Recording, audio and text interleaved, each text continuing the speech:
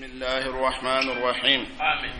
قال الله تبارك وتعالى تلك الرسل. نعم. أكو تشيد ننو فضلنا أو نفسمانتيادي بعضهم أدو على بعض دو سانفه. نعم. منهم أكو كبو لمن كلم الله على يكم أن يغنى كان منون كموسى ورفع أي قرطالك بعضهم أدو فوق بعض دو سانفه درجات يامد الدرجة لا أي درج قرطة أي دو قرطة دو سانفه درجة وفانفه. وآتينا على أن يديلك عيسى ابن مريم عيسى مريم دينك البينات دلو جيلونا وأيدناه أن يفنغدم بروح القدس يا مدني نيسنوي وده جبريل ولو شاء الله ناكن على ديا ما قتتلا أتنيون فقط الذين ما منوا من بعدهم منو نتشيدن نكوفه. نعم. من بعد ما جاءتهم البينات دل جيل نالن قوما لاختلافهم فيه وتضليل بعضهم بعضا ولا دو كافريا دو كافر دو تاتتنيه يا مد على ولكن اختلفوا غا فورا نيونكو فمنهم على ابولا منا منو لمن يرى وسبتلا وكلمان يوكا ومنهم ابولا من كفر ما منو كافريا كالنصارى بعد المسيح يا مد عيسى فاتولن كوفه او عيسى يلنن كوفه ساكه او يهودي كريتنيو فورا نيونكو alako walau sha Allah na kunye ala dia maqtatalu utunte kele walakin Allah nga ala yaf'alu ma yuridu min ya dia dora abode ya med yaf'alu ma yuridu mimma ala dia wa odebeke ya ayyuhalladhina amanu alako aw ma minu liman yara anfiqu ay dilike mimma razaqnakum aw nyaw garziga minna min qablika ko an yati akana yawmun do لا بيع فرت فيه أدنى ولا خلة سرقة من أدو ولا شفاعة سرنا دونيت من أدو والكافرون على قوة فمنهم مكافرون هم الظالمون ولو ده توني لكلو يا فامود والكافرون هم الظالمون ولو ده توني لكلو أكو هذه الآية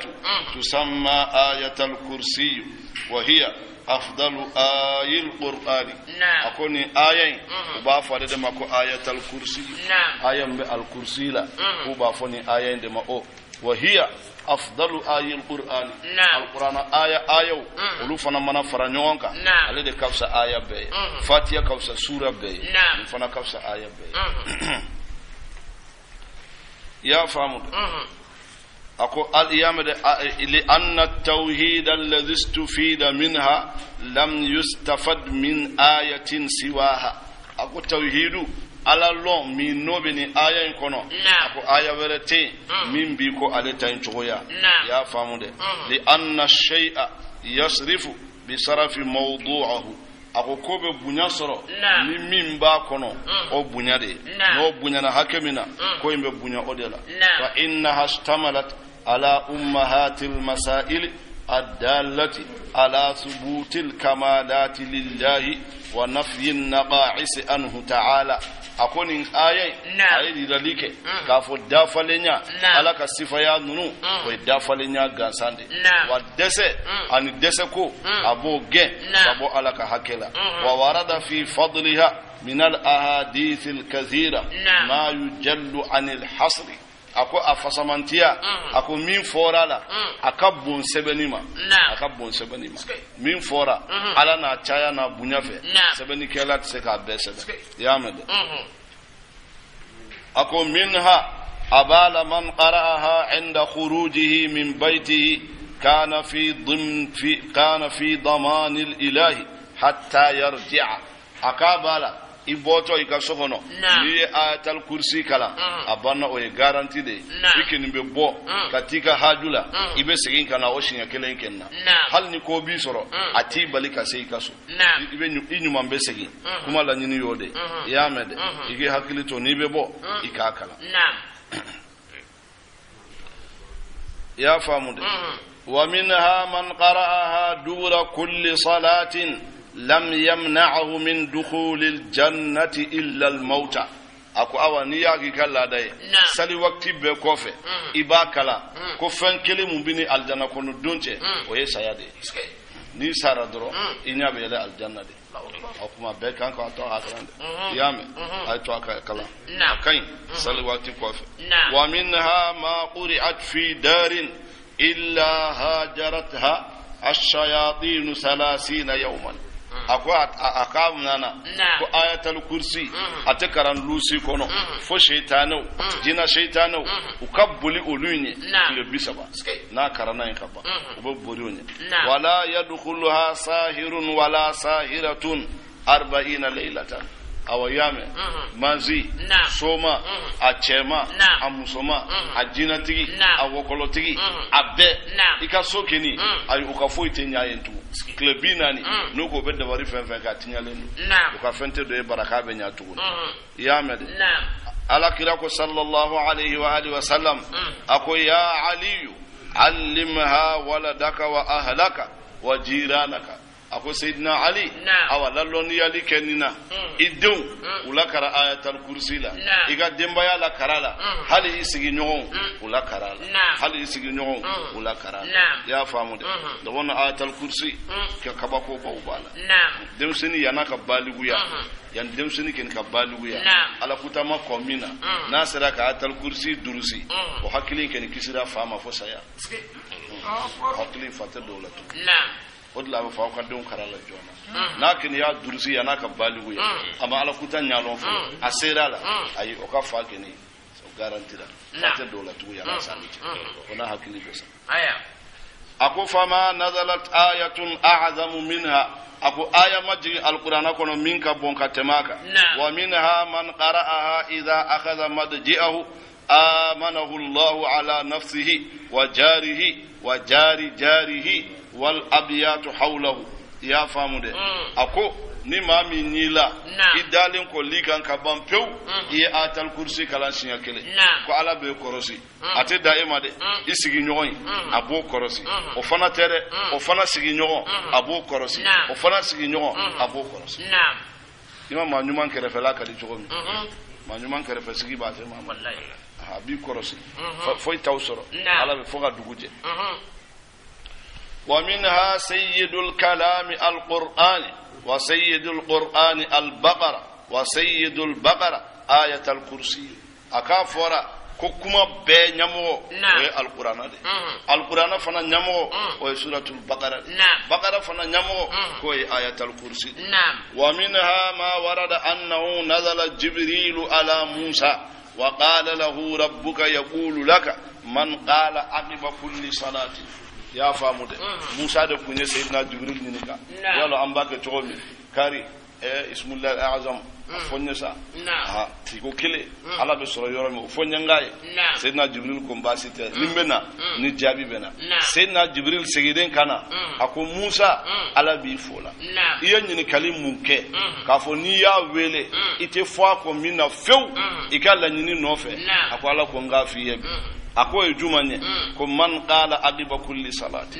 mama ni klala salila wala alabatu fenfe iklala iko allahumma inni uqaddimu ilayka bayna yaday kulli nafasin wa lahzatin wa lamhatin wa tarfatin yatrifu biha ahlu as-samawati wa ahlu al-ard wa kulli shay'in huwa fi ilmika ka'inun aw qad kana uqaddimu ilayka bayna yaday dhalika kulli الله لا إله إلا هو الحي القيوم إلى آخرها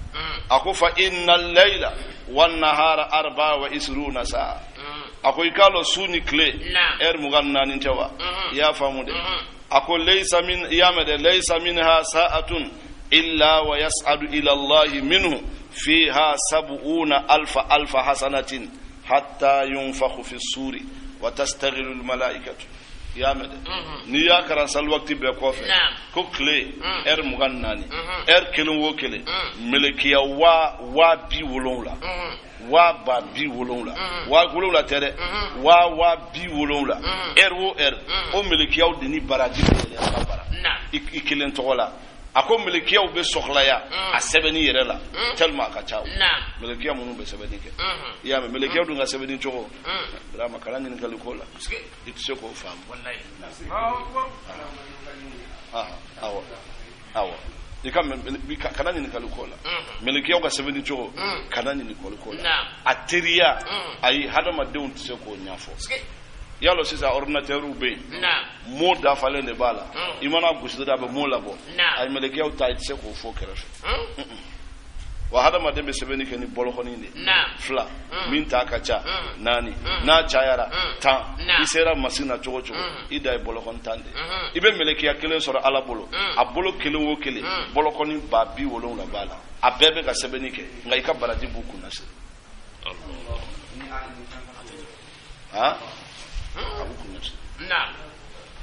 ala ka ko bɛ yen o de la ala ka jɔn dɔw bɛ yen u ka seconde kelen alabatu a ka fisa e ka san 10 alabatu seconde kelen u bɛ min kɛ alaba a ka fisa e ka san 10 alabatu a dɔw bɛ yen u tɛ se ka ɲɛfɔ i y'a mɛn a ko Allahumma a kɔrɔ e ala inni uqaddimu ilayka ala ne bɛ naatili kɛ i ɲɛkɔrɔ bayna yaday kulli nafasin fɛn fɛn ni ka sɔrɔ a bɛ fiɲɛ min na k'a bila ala ɲɛ jɔ a bɛɛ place la i ɲɛkɔrɔ fɛn fɛn bɛ fiɲɛ min na k'a bila kulli nafasin wa lamhatin fɛn fɛn ni yenge bɛ k'a kunna e ala ka danfɛn kɔnɔ wa lahadatin ani waati o waati n'o b'i ka ko kɔnɔna la wa tarfatin ani waati cogoya fɛn fɛn n'o bɛ yen waati ka kɛ tile ye sɔgɔma wura su tile ni zɔrifu de a ko ninnu kelen o kelen fana b'o kɔnɔna la o y'a mɛn dɛ yadrifu biha ahlu samawati wa ahlu ardi n'a bɛ waati yɛlɛma n'a jate dɔn n'o ye sankolo kanfɛnw ani dugukolo kanfɛnw wa kullu shay'in wa ala fɛn o fɛn fi ilmika n'a b'i ka lɔnni kɔnɔ aw qad kana walma uqaddimu ilayka bayna yaday dhalika kullihi alan kelen bɛ n'a bila nin bɛɛ nɔ la ka ayatul kursi kala jɔn b'o baraji dan dɔn a bɛɛ nin ye de fana e min b'a fɔ la ni e martaba ye cɛ kelen de nin bɛɛ baraji bɛ di ma siɲɛ kelen nka ni martaba ye cɛ 100 de nin bɛɛ de fana bɛ double siɲɛ 100 martabaw cogoya de don o la Cheikh Tidiane ko de ko cɛw bɛ ale ka kalandenw na n'u ye nin kalandenw bi olu tɛ dɛ ni mɔgɔ min y'a daaru ka i sɔgɔ haramuyara tasuma ma u mana kalan sɔgɔma olu tɛ dɛ mun ɲ'a mɛn o tɛ dɛ e mun tɛmɛtɔ gansan ɲ'a lara kan i sɔgɔ hara i kunna diyara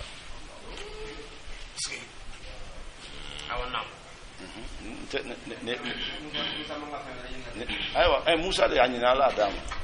ma o kuma ni ala y'a da n yɛrɛ ma an fana an t'an deli a la an ka s'a la a ka ɲi kojugu i mana kalan dɔrɔn i bɛ ayatul kursi tugu a la i mana kalan dɔrɔn i b'a tugu a la n'a sɔnna o kuma hɛrɛ minnu fɔra i yɛrɛ bɛ nin bɛɛ sɔrɔ a kɔnɔna la aleykum salam a ko wa akhadha al-arifuna minha fawaida jamma a ko ala lɔnnaw ye fayida caman minan na dɛ ala lɔnnaw u ye fayida caman ba u y'a minan nin na o de la arifu dɔ bɛ sɛbɛnni kɛla Cheikh Umar ko la radiyallahu ta'ala anhu yala Cheikh Umar ka hiji san 3 de b'u ni ɲɔgɔn cɛ a taara hiji san fɔlɔ min a hijira a n'a karamɔgɔ ye ɲɔgɔn ye a taara Madina a ye san 3 kɛ Madina a ma na Makka a bɛ khidma la a bɛ kalandenya la san 3nan a seginna ka na Makka u k'a san fɔlɔ a na ni jɔ makamu Ibrahima ni Alkaba cɛ k'a ye a ye fɛn dɔ kalan ala ye yen a taara san 3 a seginnen ka na k'a ko a b'a kara a ye hatifu melekiya b'a fɔ Umar ala kama kana fɔ i ye an tulo sɛbɛn na an ma tila baraji la kana fɛn fara a kan bon m'a fɔ nin don dɛ nka ale kɛ n ba la aw kana taa fɔ ko ne de ko nin don pour aw k'a dɔn barajiw ka ca barajiw cayɔrɔ bɛ yen nin ta min fɔra ni nin ɲɛ nin sɛbɛnnen bɛ yen nka ale de b'a la a ye min kalan yen dɛ hali ni nin kɛ n dɔn e ni Cheikh Umar valeur tɛ kelen ye n kɛ nin b'o dɔn ne m'a fɔ nin don n bɛ segin a kan nka n b'a dɔn o fɛnw bɛ ala bolo n'i y'a fɔ ayi i bɛ melekiyaw bulu dan na i bɛ melekiyaw bulu dan na walahi olu ka lɔnni n'u ka fɛn bɛɛ a b'u dépasser iyo ngakin bolo bado she Umar bisemina antisola ablero minti ngamma fa nin kala sabula ntolo ngankin bado ni fana min fora ni ere ya kala min fora yo meleki o sokhla ya nga san saba ko ale makaka na fode kai min fo osana flow se na makla barajula yama awa ako wal arifuna fawaida jamma ako arifu ye faida chaman fala ya kitabu tigi yere doni fo asegana ya bla ye ha sanke nani raka tukuloko aya kuma adana ya na ya fam awa tannani oyede ni ma min bakara salwakti kofe o te kitabu la de akila la Allah saro bunna ta to de mo ya to ha kitabu mo sebene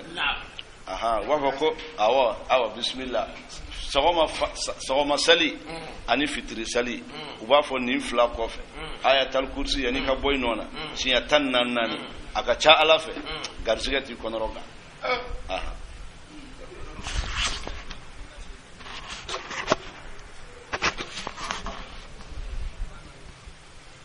يا فامود أكو من أقبها كل صلاة 14 عدة فصولها أحبه العالم العلوي والسفلي يا أكو نتنا نبيا نما من فنا يا كرا سلي وقت بكوفة إباكرا شيا تناني يرى كم كم من ديا كو على بيكوديا كم نيانا ما بي ومالان كلهم فنا بيبونيا تناني إذا توقع كلام ولا يا فامود أقوى من قرأها عدة الرسل 313 فرج الله عنه وعذال عنه ما يكره أو نكوبي دالا كومي نيكو نروغا يتورو إبي سالدي تايبي سيغيورو دولا إبي آتال كرسي كراسينيا كمسابا أني تنسابا أكو إبي كلا أي كوي كني على بو أكادية چوغومي ومن مندية إتو يكوي نتوغني كوي كوي تيدو سوكسي يا فامو ومنها من قراها عدد حروفها وهي 170 حرفا أو كنيا كلا اللترو هكلا اللترو من باكونا كما أن يقولون له باكونا أقول لا يطلب منزلة إلا وجدها ولا ساعة إلا نالها ولا فرجا من سائر السدائد إلا حصل أو منزلة oye jonyoro de munu be jala nyinina yame de munu be jala nyinina munu be si mbafu chogodi garadi nyinina olu konu be atal kursi kala ukatoka kara kema ani wolonga kuni ya kara haju jala fen nofe ayite safala kibla o jala ikini place ibo place inkenso yame de ni ya kara 16000 nofe ay ibo solo wa minha annahu idha siqiya al matbun hurufuha muqatta'atun shafa bi iznillahi awa matbunu ye jonye uye dabarike mugomina kuni dabarike ra mugomina na serima ibe atal kursi sebe harfu ite harfu flatu ngona ibad betege ka sebe na yami aya bana o dabarike len kono tinyana sa fona kara dobere hali musomi kono be tinya wati be akono be klala a seben tay ka dam na ya aminen ko fe aya mana kele min ta bo dembul يا فهم أقوى منها من كتبها عدد كلماتها وهي 50 كلمة وحملها أدرك غرسه من عدوه وحاسده أو أكون نبي فكي سوسر يجوني حاسد لا كي كآية الكرسي سبسنيا بيدورو إكا كباغي كادريجلا ni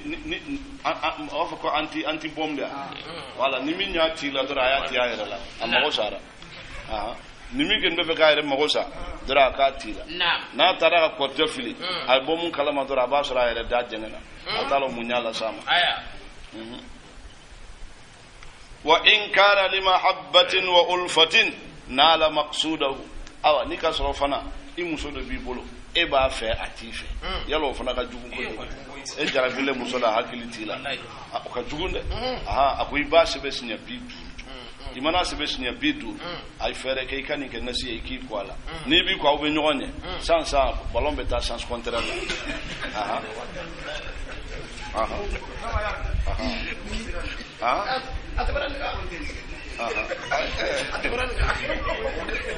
شوما بني حميدو وتسمى آية الكرسي من باب تسمية الشيء باسم الجزء أكو الله aya damna nini nyako ala ameni nde lo atoye Allah atodo alado sifayate nina masita Allah koro akele ne ba koro don ayerela wal jununu mana fere kosobe nu dama ye nyogon soro kalan konnala ube munumunu Allah de ko wama adraka ma hada al-ism nin toy ay jon bado ayo imana as a yelema chogocho avec kala Allah chogocho ni ya sebe letri duru imana folo imbala alifu bala ibakara lillahi ma fi samawati ni lamu folo bala lahu mulku samawati imana lamu fulana bala hu alade samalenye huwa suno hu gansa damirun yaudu ila Allah udla qul ako huwa ama fo Allah ko wallahi kama ko letri bade appel lumière de ima wala nefe yanfe mba fo sangosa ambe ayen kala korolon wati ma se folo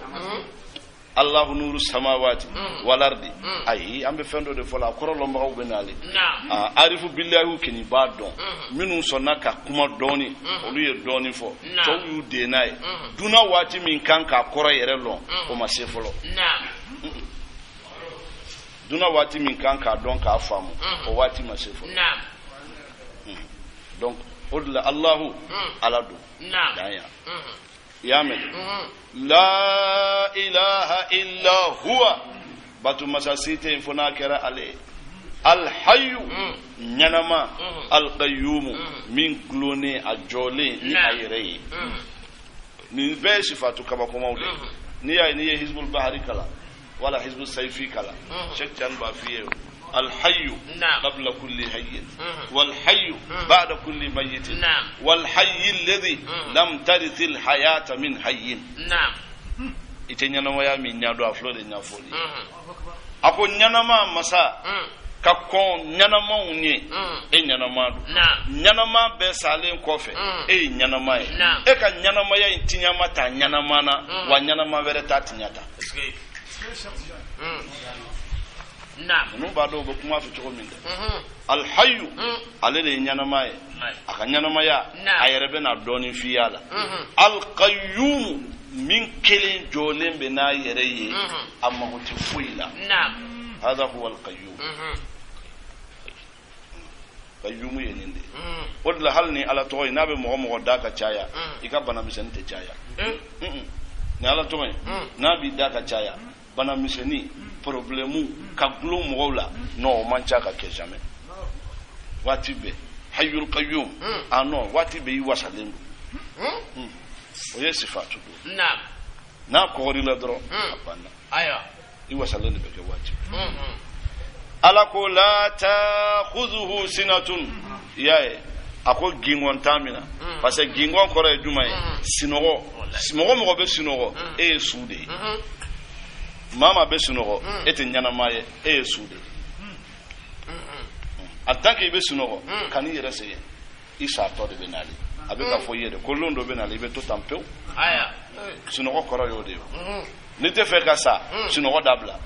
wa dum fana be sa teria ha yalla man no okuma alede la ta'khuzuhu sinatu gingon tamina sinogo nege ayi o ta alela wala naumun kuma te ka tase sunogo kenema naam gingon tamina kuma sa ka tase sunogo naam da wono gingon ni sunogo ibala glone me minawa ni be fe kana sunogo pe brama ibe dumun ni jibla ni yo blasandro sunogo beta donc wallahi ma tumami chrétien yo kuma chaya ala kirala ala ko kirama afuye isa anaba ni ala tundo kana yakula ni taama afuye kutumbe dumunike apana ni be dumunike doro ko re deseleno parce que ni dumuni te ibe na sa jaga it se fuye wallahi ale ala magotenina نعم ya me la ta'khudhuhu sinatun wala nawmun lahu ma fi samawati wa ikana mirika kelen de fana magoba yere la de che ganani na yere ayi ako ote lahu abe ale alay ma fi samawati inyabe fenfe na sangole sanfe wa ma fi lardi ani fenfe dugu kolo sanfe a kelen de be ka be contrôler ale de be ka be yamari نعم abe ayi okeni abe rama ala kama sa ala de ba don de hadamaden kelen o kelen ibe ni bolo la maga cogo min a bɛ ale ala ka yamariya kɔnɔ nɛn ta yɔrɔ n'a la yɔrɔ ale t'a kɔnɔ nin tagamatɔ i bɛ fɛn fɛn de dɔn k'a bɛ lamaga bi tahta amrihi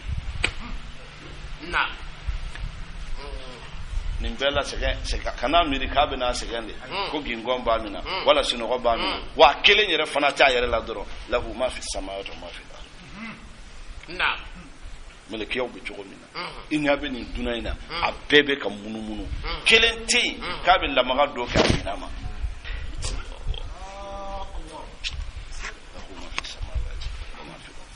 ala ko man zalladhi yashfa'u 'indahu ako jɔn de bɛ se ka suruna doni k'a yɔrɔ illa bi idnihi fo n'o fana kɛra n'a ka jɛ ye o y'a ka hinɛ tagamasere de a diminen bɛ karisaw kɔrɔ e bɛ karisaw kanu min kɛ dɛ ale de bɛ a ka kanuya bɔ k'a dɔn e la k'a ɲɛsin karisaw la walasa i k'ale deli a ka yafu ma o fana bɛ bɔ ale de la i y'a faamu ya'lamu ala ko a b'a dɔn ma bayna aydihim fɛn mun b'u ɲɛfɛ wa ma khalfahum n'u kɔfɛlaw la wala yuhituna bi shay'in a k'u tɛ sɔrɔli kɛ foyi la min ilmihi ala ka lɔnni na an bɛ nin fɛn fɛn fɔ an bɛ kabakoya nin tɛ foyi ye nin tɛ fɛn ye ale ka lɔnni na subhanahu wa ta'ala wala aya in karani kada yade illa bima sha'a foni min yadiya wasi'a ala ko aferela kursiyuhu ala ka kursiyu as-samawati wal arda o ka bon ka tɛmɛ sankolo fana ni dugukolo kan yalo fɛn min ka bon ni ye o de contrôle bi sɛgɛ mais ala tɛ dɛ arsu tɛ dɛ kursiyu bɛ arsu de la a ko kursiyu a ka bon sankolo ni dugukolo ye i n'a fɔ ni i ka bɔlanɛgɛ bɔ nin bɔlanɛgɛ in i y'a bɔ k'a fili geji kɔnɔ bɔlanɛgɛ bɛ geji kɔnɔ cogo min dɛ sankolo 7 ni dugukolo 7 bɛɛ bɛ kursiyu la ten dɛ wa kursiyu fana bɛɛ lajɛlen o bɛ al arsu la k'i n'a fɔ n'i ye sagajigi kelen min na k'a siri wula kɔnɔ wula ka bon a ye cogo min dɛ arsu fana ka bon ni kursi ye ten dɛ a ko summa stawa ala al arsi ale ala ka lɔnni kaɲa arsu de sanfɛ yalo i y'a mɛn tasa kɔnɔ fɛn ka ca a dunbaga bɛ se k'a ye wa e bɛ sigilen tasa kunna i b'a tɔmɔ a ka di ye cogo min de i bɛ karɔti ta ye i bɛ nin ta yan fɛ parce que mun na tasa in ka dɔgɔ i ɲɛkɔrɔ donc a ka nɔgɔ i ma cogo min de a faamu tɛ duna fana diriseli ka nɔgɔ ala ma tɛ a bɛɛ bɛ ala bolo tɛ subhanahu wa ta'ala i y'a faamu a ko wala ya'uduhu kana miiri fana ko nin bɛ girinya kan a man gɛlɛn a kan fana hifzuhuma nin kɔrɔsili kana miiri fana parce que dɔ bɛ yen n'i y'a bila baara la hali ni baara ɲana i b'a ye a sɛgɛnnen ba don a bɛ bori la a ko non a ma ala sɛgɛn fana a ma déranger foyi la wala ya'uduhu hifzuhuma wa huwa ya n'aw t'a dɔn huwa jɔn a ye alahu min f'i ye fo yan fɛ a bɛ segin n'o de kan yan i m'a ye a ye hu de nati ka alifu ni lamu fila in to yen al-aliyu alon ale de kɔrɔtalen don nin bɛɛ sanfɛ al-azim hali ni kɔrɔta tɛ a ka bonya fana nin bɛɛ bɛ kun a kɔnɔ subhanahu wa ta'ala aya in karani aya ba ye dɛ a kalanna maana ye a kalanko kelen ala de b'a dɔn baraji min b'a la annabi Musa n'a ka daraja ye ala deli ismul azam na nin de dira ma a bɛ anw bolo nka awɔ an bɛ dɔ wɛrɛ ɲini halisa ko ala tɔgɔ wɛrɛ tɛ yen awɔ ala tɔgɔ wɛrɛ tɛ yen ani ikhlasu tɛ kelen ikhlasu bɛ kuma sifatu de kan nin bɛ kuma kamalatu de kan awɔ ikhlasu bɛ kuma aka sifa yaw de ka nimba ka dafale nyaw de nyafo ka fo ko dese fo itala ben subhanahu wa ta'ala odla Sheikhna Umar al-Futi radiyallahu ta'ala anhu na'am yo ko nu tigudo aga kalande nani de la ka koron kalasi ko ambi mani alay na'am yambo anga furula yambo an dambewla na'am yambla ni wula tun kono an sonna ka tugi ko ambi mano alay kay ismul azam fani Allahu akbar bismillah umo nan tundo na'am akombe fe e kay ismul azam sara ibo ken nare sinibe nare na tinye bila kalala ako ebe fene na tinye mbela karaitala ako doima ebe nono kumu na tinye mbila karaitala ako doima ebe nono kene na tinye mbila karaitala ako siniku kalala utara aha adugu seje beni tanana ay na refle kodo ay fene fla ay sirimen fla kodo akonono kumutigi makado akoni nani aw kelo kele saga na utanyi na koyiyo na ayere nono kene fle ni mbo akere fe kasi ako aw ba kalama ni nani bebe ni nono kene na wa na abe bora yande nare bora nono kene dla fene bora nono kene dla nono kum bora nono kene dla sirime bora nono kene dla akuma wallahi aw be minyina abebe salatul fatihi kono aw kana ta Allahu akbar Allahu akbar aw be tani ni kelen kelen afra da felen be yana akon du nyo daw maka ba do were te al fatihi lima ughliqa wal khatim lima sababa sa famba kono de ni talo italo ne aya famba kono aw atal kursi fana bambulo tande ala ka akli nyuman dam ya med ala ko la ikrah ako karabalita fi din din laqad tabayyana ya bang ar-rusul chide kanda baw min ar-rusul kanda min al-ghay kabo ya dala ya famude ala ko faman yakfur bit-taghut ako ni mama bana bolula walma ibana ini dingola abaye taghutide wa yu'min billahi aliman ala faqad istamsaka iye minalika bil urwati jurula al wus'a jurumi no ye chamanche hay ye juruba mina minna lam fi sama tege date laha ala wallahu ala samiun meli masadu alimun lonni masadu Allahu ala waliyul ladina amanu ala de mu'minun ka ko tigi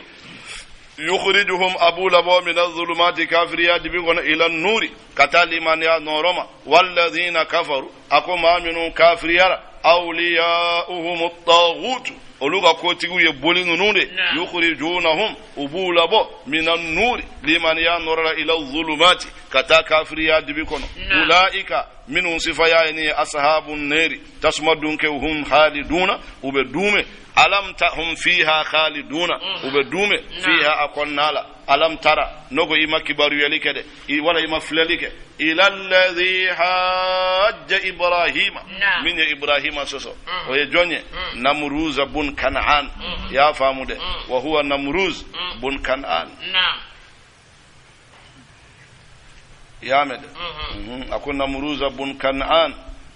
hamalat bihi ummuhu min zinan ya khawfan min milki abihi min ad-diya'i haythu kana abuhu agiman ya mede ko namruz awa kaw ka don ko namruz fanate furu denye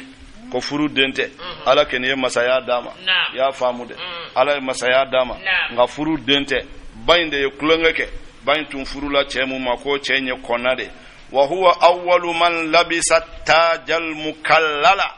ala de foloye masaye masamunye gafan glan ka glan ka masri ni sanu jiwiye ale de folo yodo wa yamede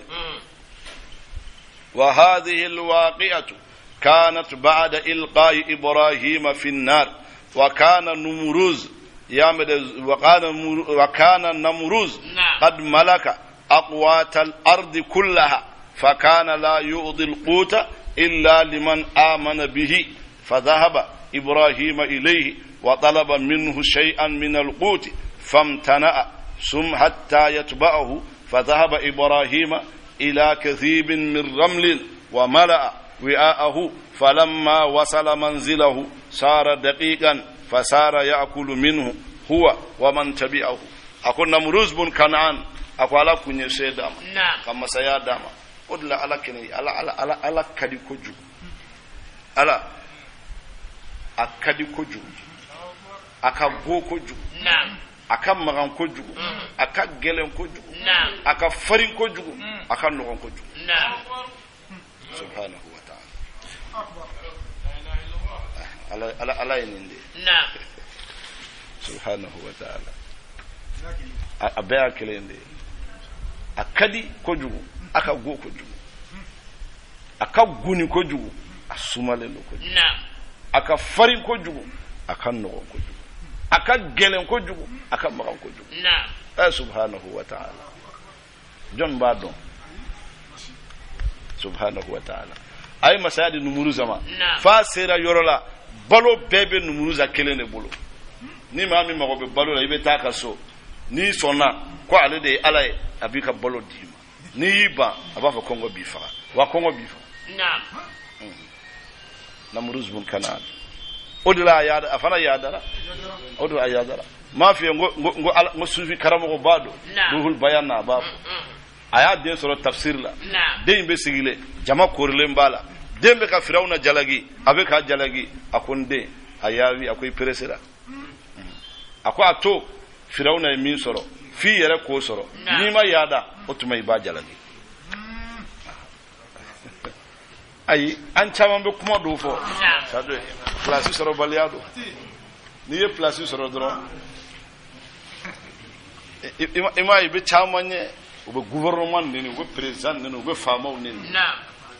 na mena ay ministre ya kaja akara mo biya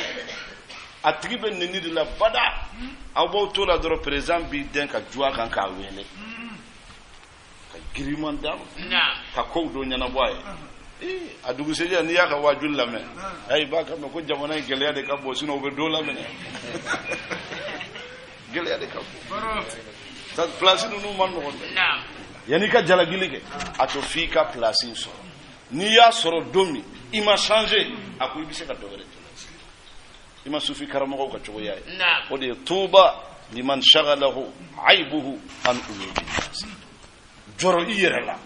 ibi ka karamo to munu neni wallahi ube place mina ni ya soro inembe yela masisa o chaman kerata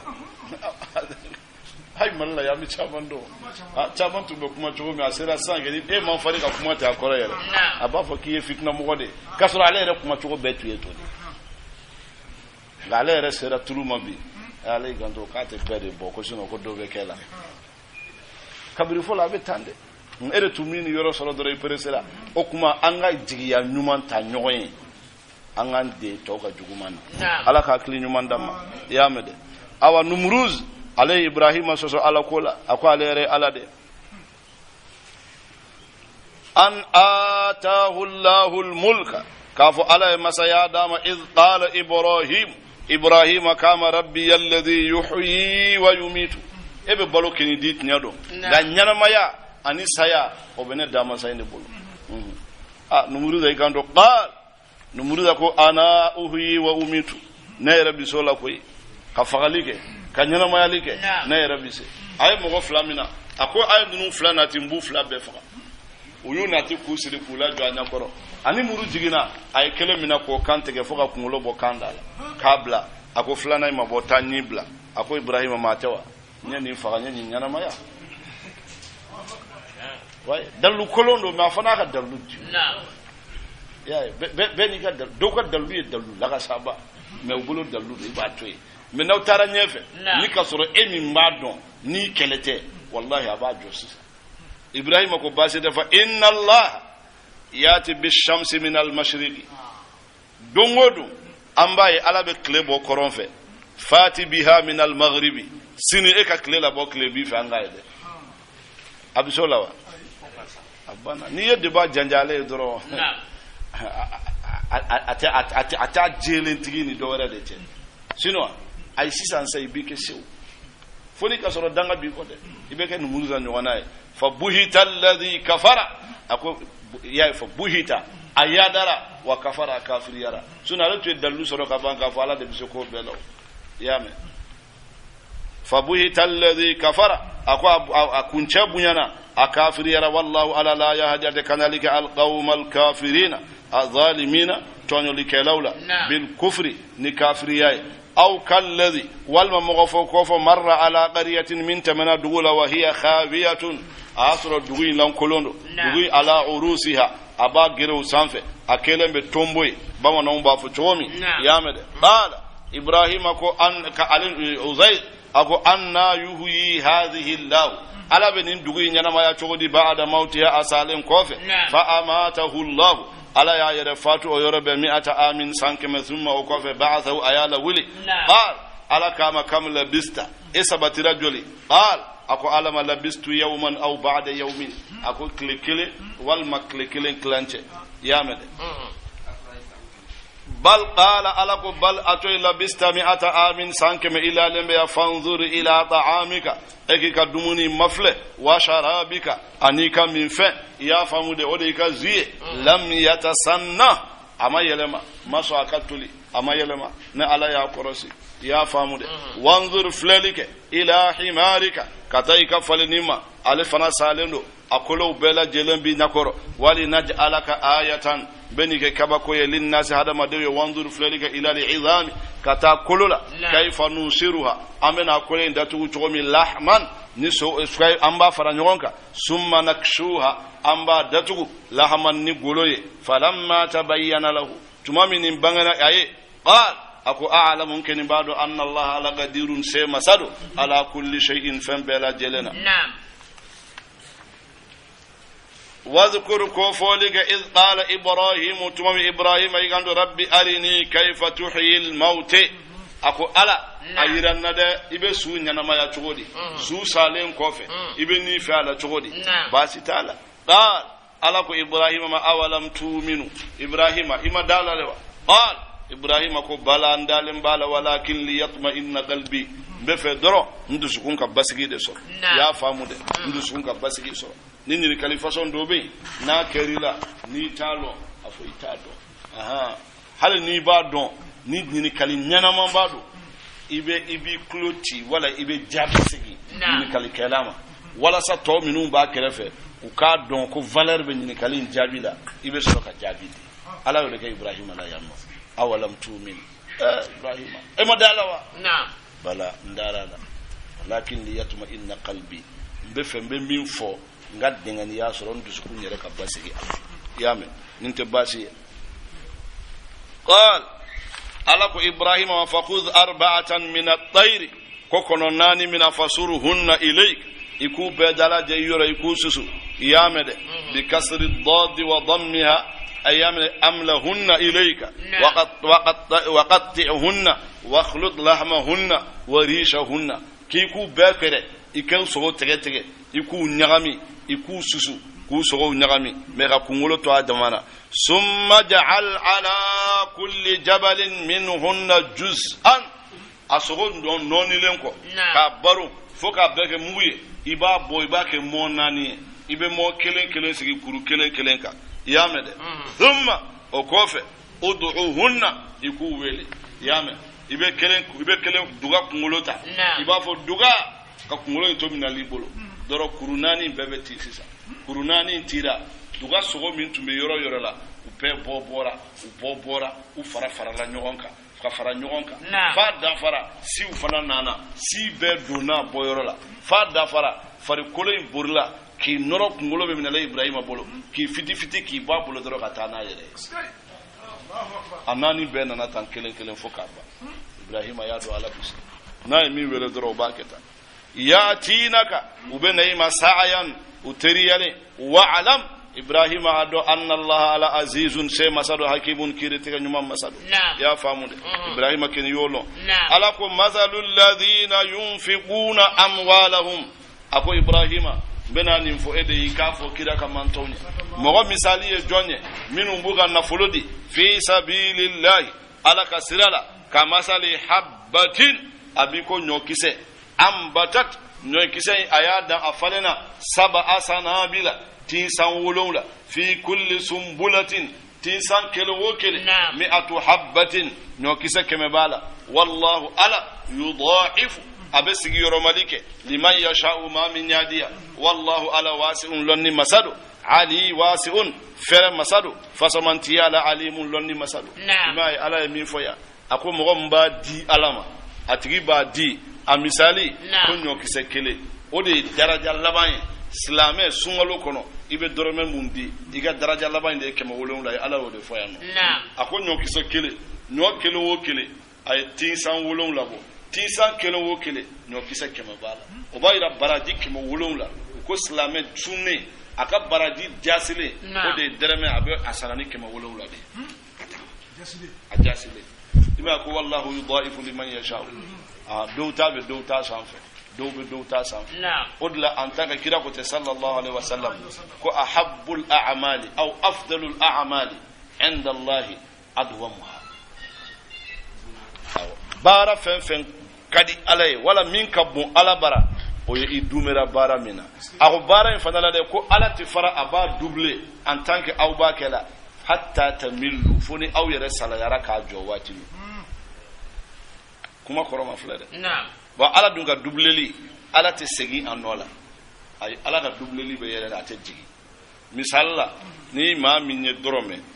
bi ala baraji bi kema wolon la dima sini imana dereme kelen saraka ala te baraji kema wolon la dide kema wolon la sigoro matan joli ba wolon la bi ika dorome abo sara ba wolon la wa sini kene imana ni dorome kelen tuguni ba wolon la sinyatan joli ba bi wolonwula ika sini kene dorome o baraji be ba bi wolonwula de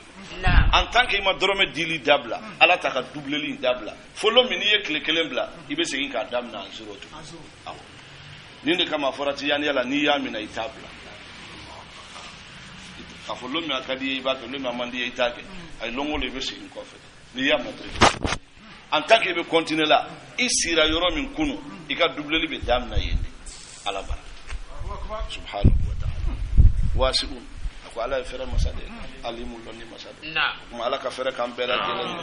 alladhina yunfiquna amwalahum ako ma minu bukan nafulu fi sabilillahi ala kasira la summa la yutbi'una o ko fa ututule ke ma anfagu uye mundi mannan la gusili wala adhan wala toro lahum abuye ajru musara inda rabbu da masar wala khawfun ala qusirante alayhim sanfi wala ul makayahzanuna kube huzuniya qawlun ako kuma ka ma'rufun min lonnendo wa maghfiratun ani yafa khairun ala ko de here kabo min sadaqatin katame sadaqa kan yatba'uha adhan wasobatu sadaqa minko ya mede qawlun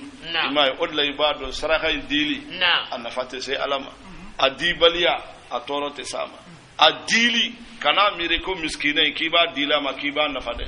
ay hal ni ma di ala ba dama famere ekita to ku kama fulani miskinai besa tesawo chara ahmad buyin naji radiyallahu ta'ala alode ko saraka dila min ka saraka dila be ako min ba ka saraka do wa ta di fana miskina ma abaye kale kausa miskinai ay ako na ba di miskinai ma aba dide ale na talembe miskinai tala katamata ko kore jumanye aba dila miskinai mimma miskinai taw abeka saraka ala de kama amma ko be ala ka barajila akanga ni yaka ke ale dilli kala de dilli kala tari radiyallahu ta'ala cikin kalande nunu do ako ni be dilli ke kana diki dilli kala adiki dilli kala de sabula ebe fem mun dila be dore de nyina no fe iba dila mu madu iya dama ima dama ala de aka balo garanti ala be na taso ala ka klini man ni dili kala be ni fam kunche bayate na ila yere bunyate na ila nga ni ebolo doro ni nete karsa ti balo diga dili be ke fuye ako qawlun ala ko kumaka ma'rufun min kai wa maghfiratun ani yafakumaka khairun ala ko ohere de kabbo min sadaqatin katame sarakaka yatbauha adhan kuna dali betu saraka miko ni kuma ni angan janton na mana ni deli karsa wati ke man no ala ka no ya nani ibe na'am ala ka no ya nani min be nan manca ko fo kayala ala kan ga jurumu yafa ibo fara kuma kayinka imai ala ya fla ananda qawlun ako kuma ka ma'rufun min kai wa maghfiratun an yafa na'am ibe ala dilaye yafala naka jurumu yafara o nafaka bon ka teme wari dili ma na'am ala dilaye wala aha no kera bana kuma nyuma ba ako kafsa ka min ba di ka kala ka tisigi mo bara karsa ere kinin den naka fu ifa musa na'am mu chabi dili la ko juko aboran bara kunu bi fana aden chima aden chima ni ita tui ika mafla na besa na'am atui ale da aden chima wallahi ni bana ala be dola wili ka ta dama fa kaso na'am ala kama ko masa ala subhan ala kala no ngoyanye ako wallahu ala ghaniyun ala wasama say halimun munya masado ala kan sonin bela jelena ya ayyuhalladhina amanu ala ku aw mamunu liman la tubdilu sadaqatikum aw kana ka saraka utinya bil manni ni yere foye wal adha ani toro ode wasoye kalladhi yunfiqu abiko mamin be dilike mala wa kana fura ri'a annasi alayha bay halama dun kayde doro abadi wala yu'minu billahi atali mani alala wal yawmil akhir ani la harado ako o nafiki ka takama sere de nafiki ya de igele ya ni be min kai ka ala kam wa ala fi ala fana ma son mima nyuma ay sajo ala ma son ka dogo odla ala te fe ki yere yira nay nyuma wallahi idogo fo sojula ikake ala be bona e san ka yira ka jona odla ala ko e kana bona e ka to alem e ka to alem ale ba la bo ka yira mais ni ede ko ibi yere la bo shaytan be do ala ba sembwala wa amin halat ki salem ko fe iba kela minye hali na dera ay ala te so dondula be na bu Allah to foli mandi anga tafsiru yoro ka janko sebe ala jondo ba boro fola nyantara dugu dola modo fatura no ya yere balmaye o ka faturi sanyelema sera nere de yafo almami ngo sinin ta soro kana ngo karsa tun fatura ni nyogon long ngo amba ka fidawke ako ala ka barka doila sini nan no fe angata ala dugi almami de antara ato chero markan mama biliver vil ke ibado antale an sigile de ayafo atigi asoro fatura fa dogonu nya ako aw koroke ma nyogon kumbe ngam misrila ako makaye minka abe sanani sanduru bo abe fajiri sali mais aba don chogo de ko karsa fajiri sali yambe kalo aba ke juma de la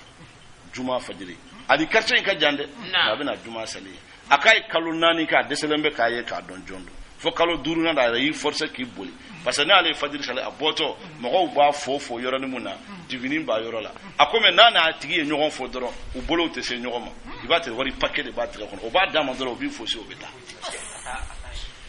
kalo akwa dogmani wa kemeli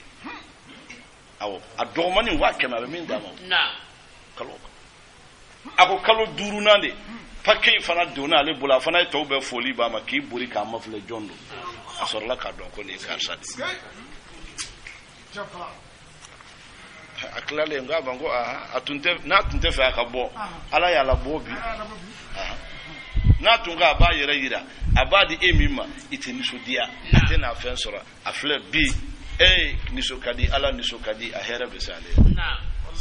nyuma ni be nyuma ka kana presse ibe labo ala de ko abi labo o kuma kana presse na nyuma kela foni go ki yere labo aye ibe mangoya iba kela mununye ni bi korse adu yere be nyegu ka kelila wallahi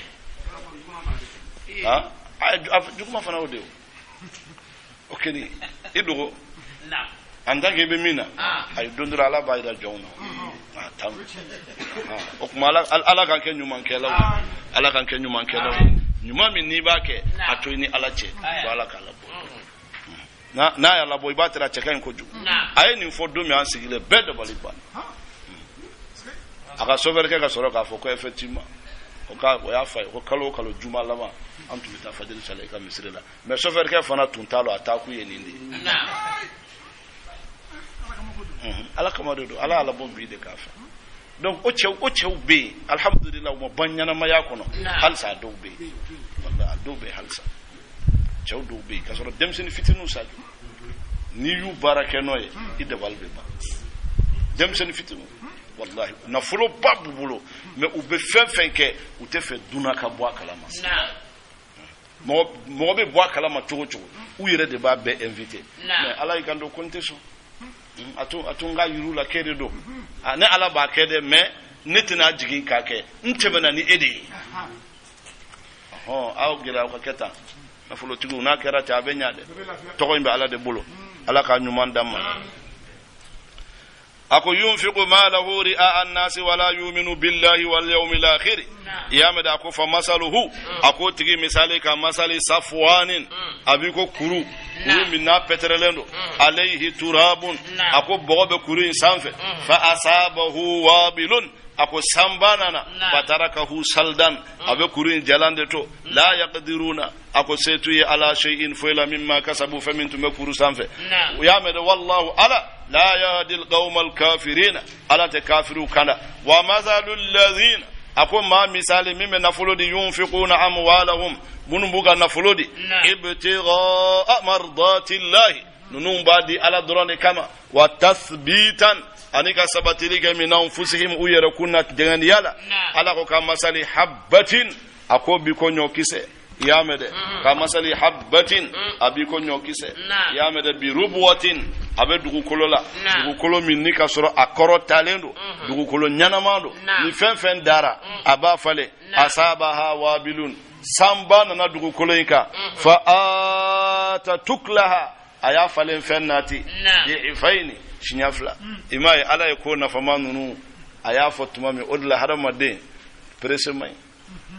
ayo follow info ko munun ba ke yere yirala ako misali be chogodi abiko kuru yalo kuru koro talent iye bo bla sanfe o fona koro talent wa ako samba nana o be laban chogodi kuru be lan kolonya me mo nyuma o misali be chogodi ako nyokise iya don dugu jukoro ni samba nanoka abeke chogodi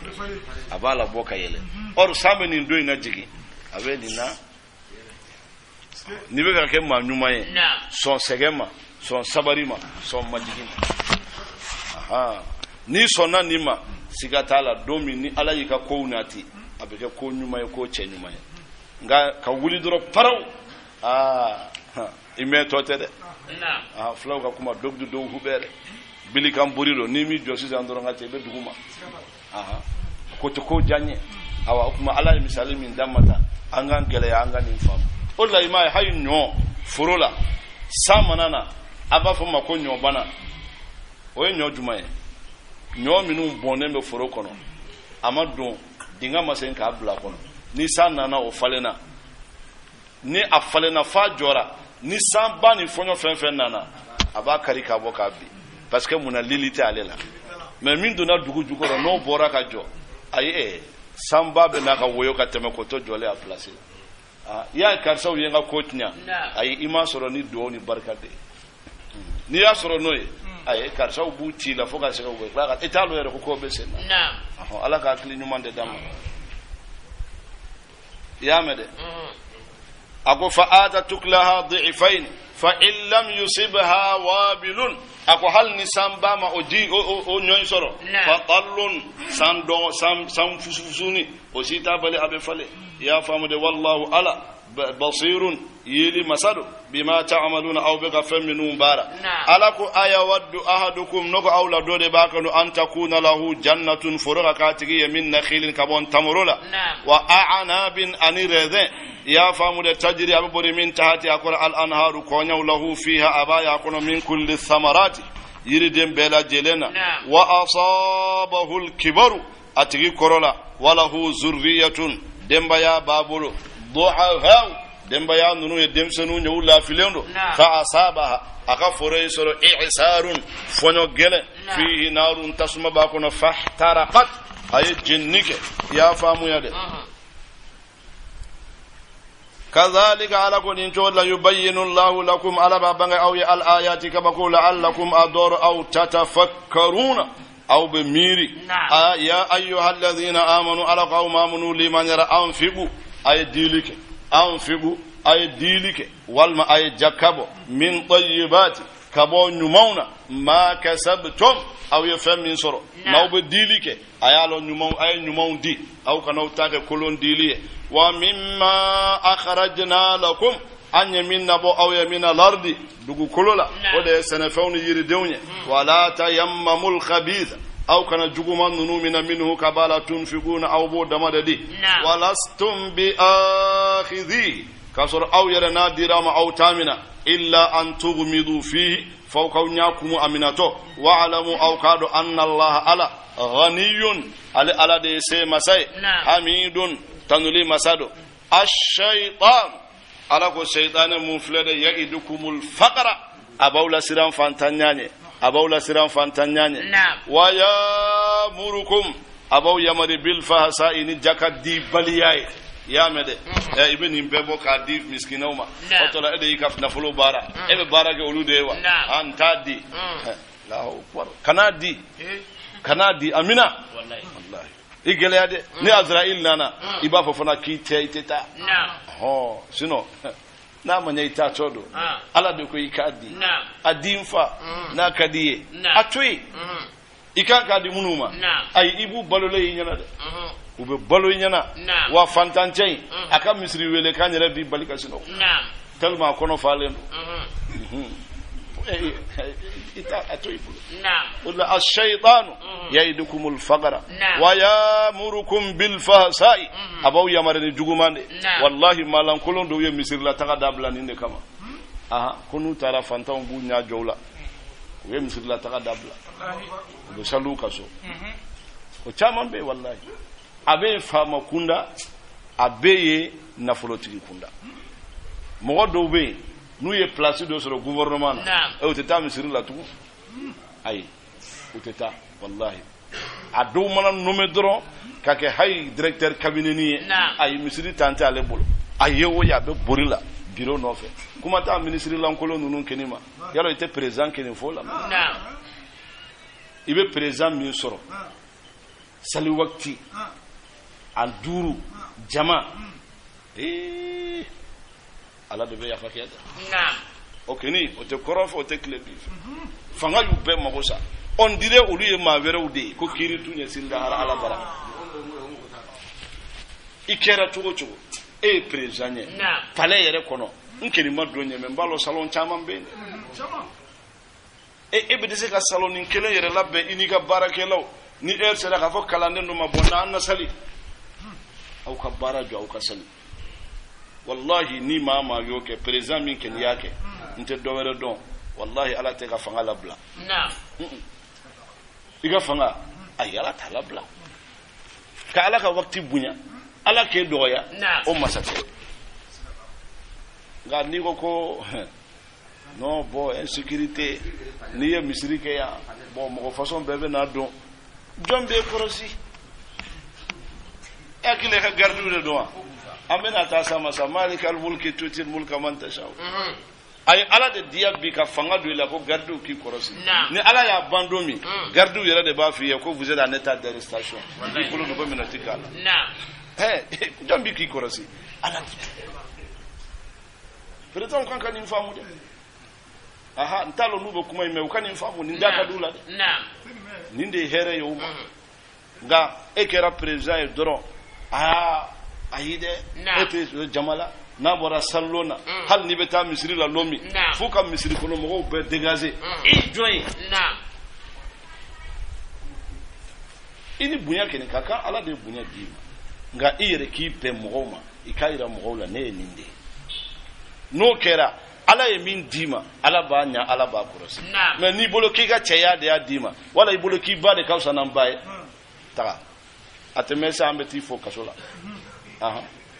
a can ka caman ta laban o de la donc ala ka hakili ɲuman d'a ma y'a mɛn dɛ ash-shaytanu ya'idukumul faqra shaytan kana wala siraw ɲɛrɛ ne y'a faamu dɛ wallahu ya'idukum maghfiratan ala min ɲinaw ye o ye yafa ye minhu ka bɔ ale ala wa fadal ni fasamantiya wallahu ala wasi'un fere masadu alimun lonni masadu yutil hikmata ako ala be kolondi man yasha'u ma min yadiya min yamede wa man yutal hikma na ye kodondi mo ma faqad utiya khairan kaseeran wallahi here chaman diri ala ka kolonda ma ni kolon te dine lo ni o en fle ni min fola e munye président e munye chef de service ye e munye ni obone imajigi ibe munu kuna imausanuye imausanuye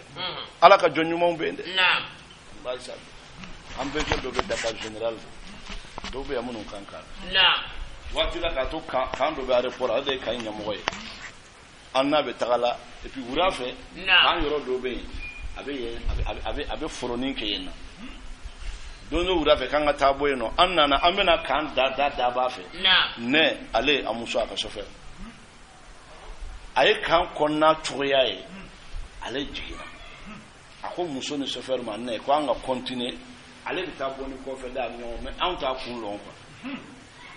an dona fan sera doro sala ti sunu be sigilo be damiye tala u ya muso doro girina ka wuli ye folike doro kirimba la o ano isana kuma ko bujan o igando ko chef ya jigoke nongomu ako kate fe ka an déranger ko na ya nya fo na nya ambe garde vuti ka be songa ti mununu de tellement ko kadu ye wala u yere ba fola ko ga duwo ka ala kuma ala ka mewu parce que unyabala ayu bunya chomi u ya kanu olu de be ka duwo nyini ko ka duwo kai yalo ko mo ba fo duwo ka kenga chef ye tumami wartewo voilà we fendo de sorala we ya don ni nyamgo ya kaka mais na tunya ta ke force fala fanga yirai surtout ini duna me nyogon fe idem bora ya fe almamido depuis ma semba fo sauver la klaxonner ko kalon benali bo wuli ku jorana garde boutila mais allez te fait ku déranger parce que balo nu ya yo bake donc ne be tam munu je préfère ngasege ngana nyamgo ka keta ni yo nyamgo ya ketandoro ala ba to glay bolo ala banya mais ni e bolo ko I kafsa nuye wala ete ko lonnaye o la ko man yutali hikma ni ala ko don di mamima faqad utiya khairan kaseera imaye misri la amba fo wati be ni almami tardela minti duru anga ma kono almami e fana kalo mo do be utefe o kilenga sali ni nyabara olu do mana ni ersera isigi kuma ko almami utenga islami nyumondu jamala sali kadu fana utefe ka salu kaso minti duru tay ka olu ma kono nama be mima afo ninde ne were ka chogo yayi aw be ne ma kono minti duru muna ne fana taw ma kono ni aketa imo sanu yo ala de yike almami ngai ko mo no fana islam ma nyumo ini baradi min ka wira no kaka o kuma dowbe no wallahi mo dowbe so salimandu ye few voilà mais ube tarder tumado nous tarder là et almami fana kam mo wala sigi doni na yidia afuye mbeka karsa nyama fle hal ni wartigi do naka do ka fo ina talembala tampi ebe ala de ni ebe ala de la yalo fantan do fana be ulu tanel do re ka wartigi bunya hal ni wartigi kay utado ko manumando ni ya bu do almami nu yere ke ni wartigi do na kadi afone ma mbake haysini eta kele ka war kama ni ya famado anaka famaya abe salwakti be salia ayad ne ma mad ne ni ne ba do akankana wallahi ba ma ko man no wonde sa ni ma ala ye ka mo wonu nu tui hada ma de si tsela kisi hada ma de o wallahi olla ni go be hada ma de o dianya ni ita soro fikasa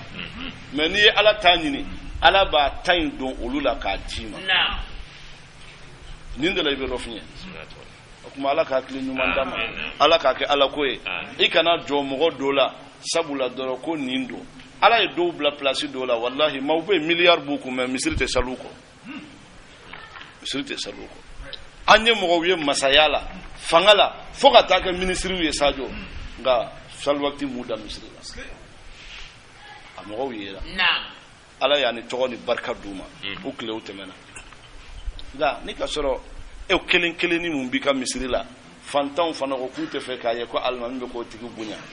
fantan o fana tabe na ke hasidiya yo tuma na'am ayato min ka kan o ka doma na tigi ye fantan yere ko foi ta ku aga sal wakti be misiri de ama kono na'am ama kono fi ka ye tuma mi au ka sali no ma be fama mun fana ma aka ta yoro were ngai kini kita ke ala kama nyamogo nyuma ninde nyinnendo ala ka no yambe yamede amon no nga ala ka jomba kede odla ima ala ka jonu ndo be ni taru bara fi be joyira ubi bunya fa be kinyana ko kamado ulube ala de flela ete ala ka kili nyuma ndam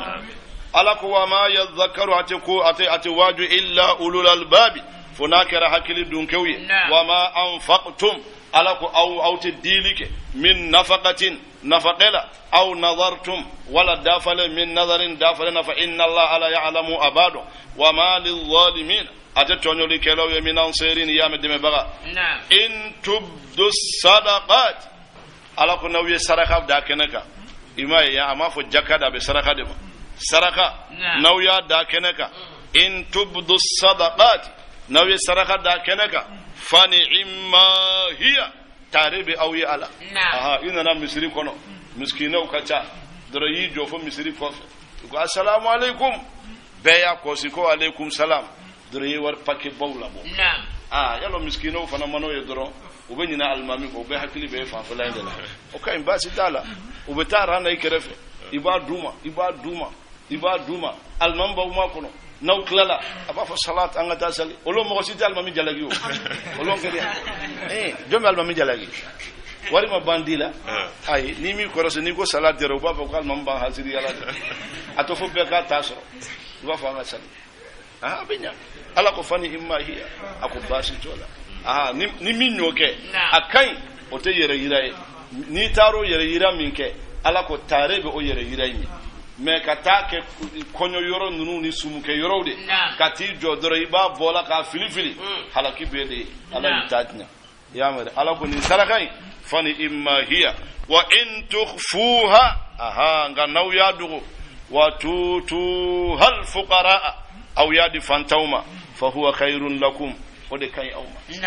awma ya mede ido na misri kono sal fanala na fla salito ibi gere fantando la ibi sala kerefe ni ye salamu bla ibi dendro kaka posiro adon kini ay ale re salito abe do chaman ki na bulu magara la dora bado akacha ya na kata konte abeli sodia ni salibana iboto ibi gere dowere la ibe dowere ko posiro salfana ta laga sarata blama ni be dondori fo bawo be chaya ala kwa kai ni fara kai basi ta ala be kanna kala anga ko nya chugo de ni yake chugo la ape kai ni yalo abibolo akacha ni ya di keneka hal no girini ka te fentnya bismillah ni ya do yere ibi dogo de dondoni ka di ala ko fa huwa khairu kai ala ka beke chugo no ni mi yemin ka ala ka mina ya mede wa fa huwa khairun lakum odekai awma ya mede wa yukaffir ala ko abe yafa aw ka jurumu aba ankum kabo awma min sayyi'ati wa jurumanna wallahu ala khabirun kibarele masal bima ta'malu bika famunun bara laysa alayka hudahum aqul kalu kana oteika ayyuhan nas iyamada ila ad-dukhul fil islam inma alayka al-balagh walakin Allah ngaikado ala yahdi man yasha'u abe makanda ma min adiya wa ma tunfiqu aw tadilike min khairin nafrula fali awma tunfiqu naw yafandi min khairin nafulula ala ko fali anfusikum aw ya daw yere kunde abanna saw sankini yi yere yira ka diwo yi dogo ka diwo ala ko itake la fantaw nyede kiya ki yere de wa ma tunfiquna ala ko awte dili kala illa batigha wajhi allah funakara ala diyanya nyinni soroliye wa ma tunfiqu min khairin ala ko nawye fenfendi yuwaffa ilaykum ale alaba segi awma wa antum awla tuzlamuna kasra aw tonyolente lil fuqara'i alako awka dilika miskinawma alladhina uhsiru fi sabilillahi minu nukasra umina leno alaka sirala ya famude alaka sira umina lembe la yastati'una darban fil ardi ako ulut segata dugukolo sanfe utsegata ya famude utsegata yala abisega ke bana kamaye abisega ke uka horonya kamaye utsegata delike ya hasibuhumul jahilu ako minte kodo eba biseke bihali ukala hale ya aghniya ko fentigudo minat ta'affufi ku yara minaka bo delila ya mede misfanta munute son delima ala fle delike la wi ya mede odla ki ta to ala ka kiye ode nafaka bo yere ka take ya famude ta'rifuhum ako ibudon bisimahum nuka choyawe la yasaluna an-nasa ilhafan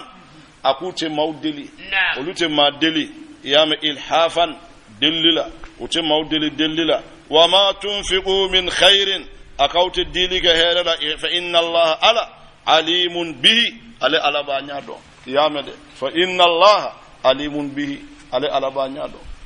saro mina doba boro folanya Nigeria ale ta kera ala ka kabako ba abe sanika bitiki mina supermarché bade do abato de fudda tugu wati abena na abena comptoir la abena chemi ka place la no de be sali nyon fa misiri la aba foye ko atun kadinne kana sanina nga minne la du tanya ma fenduma nauka fen korom munu kanka fili itu duma nin seraka hakimin duma la no be taso ado be sali misiri kele o yesi nyogonye o badon o laban fana tora ka ke komi fitbe marse bandununa tumado ibtatere boîte do be na do ya daile konna la ka do bala na nyogona munu be nu kanka fili o bu dama ke paniye kono donc dondola o de fana jiginto ala ka here na ko yala tadi tanya miskina de amuso be adeun be u be sera ka sabari anofet Nigeria ana nyo soro makale de ba nya fola tara makacho donc ala ka mimena no e misri la kano dama hôtel mba feto de supermarché surveillant a inspecteur munumba surveiller au lieu de fana ya fo nyamogo ni ko karsa anga produit to munun kanka fili kamba e karsa buke panier la chaque fois buka ka mobile kofru la on sait jamais na betala ferere avec son anga bidigi to tinya quoi donc oye police dobla enquête la no fa betala monkala utara soro nani do nyon soro misiri la abe panier indi oma comme inspecteur do fana tugura ko fo tara soro afana betaka dembaya de la balo panier ina ona na nyafo aya rapport seben kabla o rapport seben patron bay matumami patron ba fana pana inspecteur kuna ka pan gisetigi kuna ayere tara misirina usalla doron che bora aya clé gisetigi ka mobile la doro ona na o kama ko tinyana ko bi ko femma bohe doro che to radio la kumbirili ko tinyana femma bo o yuka dinar wari ayo keme bo ka dama kibi yere de menini o tara afari fagalen tora jole dumunte soro doro patron bayina na o yafo o kama ko naya o yala do ako mobile kono katana ya ka supermarché werela ka bolo dafalen taka dama kana na ifa ka so ka demba yae ka consigne do supermarché na ko dogo kum balo sanwosa ibena taya logo ko ibe tana ikaso ala nana ko kete ko abo min kalama saro sungoro la letul kadiri don o yere ta muso na deun tara fabara kata foli la ka bunya maseginke ko muso nya do regando ko ne benin chendo amena ala ka mogo da beta aka chema ba delife ka makabiye du mamba dama akwale na makata la yasaluna an-nas al-hasan asabar na tora sigile ala ka mambe mfana beni soro igaso yayi anana sura rasul kuma sabari e fantanyo kana fama usege delila ijigi sembe alala ma foi kana delike iyalo abenya ini minti ala kama afai karsa bika gele manyamma obseka nyala ga kani jigi tege ala nyabila bika la hala ya ini minka kan domi abena dima fika so ala kalimani ya ala kalimani ya amen alladhina yunfiquna kumunu buga nafulodi amwala yunfiquna ubedilike amwalahum ukana fulula bil-layli sufe wan nahara niklefe sirran gundola wa alaniyatan kenaka falahum ajruhum usarabe uye inda rabbihim dama sayra wala khawfun alayhim ako sirante dunuka wala hum yahzanuna uluma ka kuba huzniya alladhina alakumamunu yakuluna riba awa haramu dumunaw ala sera ulu fana masisa yamede haramu dumunaw adun ka cabide be haramu bo sugu gono fondat ko heddide la yaqumuna akute wili kabo min kuburi mo kaburu kono illa kama yaqumu alladhi inafu ma min yatakhabbathu ash-shaytan ni shaytane babo ka bi minal masi ni fay zalika akoni mufla bi annahum sabulu qalu ko innamal bay'u firli mithlu riba ani goloko juru bekele wa ahalla Allahu al-bay'a ala keni fere daga wa harrama riba ay goloko juru haramu yamede goloko juru o de ka mo ka naima ki ka juru do ala abe fe ka barake segen bala chaman banke bi ibena uba fo bombe wa kemedima ibita barakala kalo saba ibe wari do duma oni wa kemente kelenye o fana be subu kona sasa ona te kelenye wal mbe wa kemedima ngani ba sara ibe wa tan farakan pasanatu mene bulu barake nay yalo ni banku bekera kelenye ni nkeni iba dila mima o ka kiri be ka kiri fly ni ka soro balo chogo wele tabolo note sar yala akonendo haramuta aleka nga emi nkeni ba kelo kama haramudo e ka bata haramuta aleka sibalo balo chogo de ay minise ya kalande ke warta bolo minise ya minonsa atara kika war judo la busa ikuy bu juru do ala nga na ba sarabe do faraka asonna oka sabula aleka balo de bina ta buloni fa bismillah marhaban basi alita konendo nga emi ba kela kene sebe ebe haramudla afonde makori ba walma ay war miseni falena nunu wala muso konyo kela nunu yalo rudo do suno ta fale saraka boka mo wari kurani ay ite mo si yani na banki la saraka kama aman chade amogo beno la kagene mfen tara wari fare banki la biye kurani saraka bote de amogo be malan kolon de kana kaso aka fili wala ukaye ko wari kurani mbabulo o wari faleni haramu de do parce ni tara ni wakile nyo wekeme kononto de dim awo ay banki do kini ba ke ni lomba mesino ibe munu nye sira daw ni biro nununa iba ni ye wakile ndi keme kononto kura ndi be dima ebe wakile korolendi wakile do be keme tiga do be biduru tiga minu ba bara ru jo ala kala nyamba chogo yaw daw ni haramu de atebe ne haramu yalen don aya fuye nte haramu ka haramu nini ka kla ka ta don haramula itara fale ikabar perdila iye juru musoro ite na ke dowere de ko malan kolon be na joy ka so doro ki fa kausa iba kausa kaso ire balo ifani bate pori haramu kalon ibe kla ka warta ka di haramu be tarafuna cham abafola chama ba maki batu mbeta ire balo ibatu mbeto balunti kuma ikadi flo korada ala ka kli nyumanda faman ja'ahu maw'izatan min an wajulika min rabbika ba'da ma zarafanta ay ballika falahu ma salafa aku min tamana ala bo ya fa'aye wa amruhu aka kokeni ila Allah kata alama wa man aada nima min kini segina jurum goloko jurina fa ulaika ashabun nar uli tasmadun ka hum khaliduna fiha ubaduma akonnala yamhaqullahu riba ako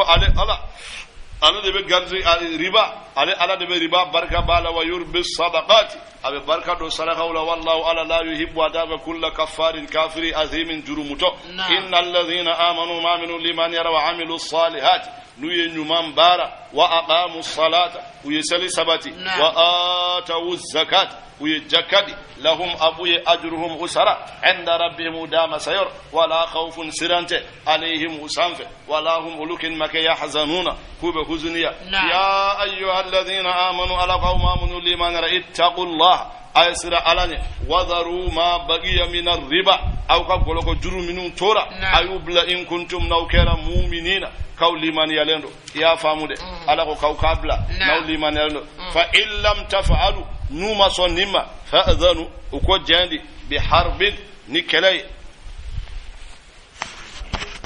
fa'alu numa ka fa'dhanu bi harbin yakalani min Allah kabo ala wa rasuli anaka tiba wa in tubtum ala ko naw tubira falakum ru'usu amwalikum aw kana fulukum yawta la tazlimuna aw tatonyo wala tuzlamuna aw kana tonyo lika ka do wal tawla wa in kana dhu usratin nima don geleyabe min dala fanadhiratun aw be munyalike ila maisaratin fa ala kan no yakaya tumami wa yamede wa in tasaddabu wa nu yafara ode yan saraka indili u yafara iga jurube mogola ibado geleya de yasoro yafara khairun lakum ode kan aw ma in kuntum nawkara ta'lamuna aw ba'd na'am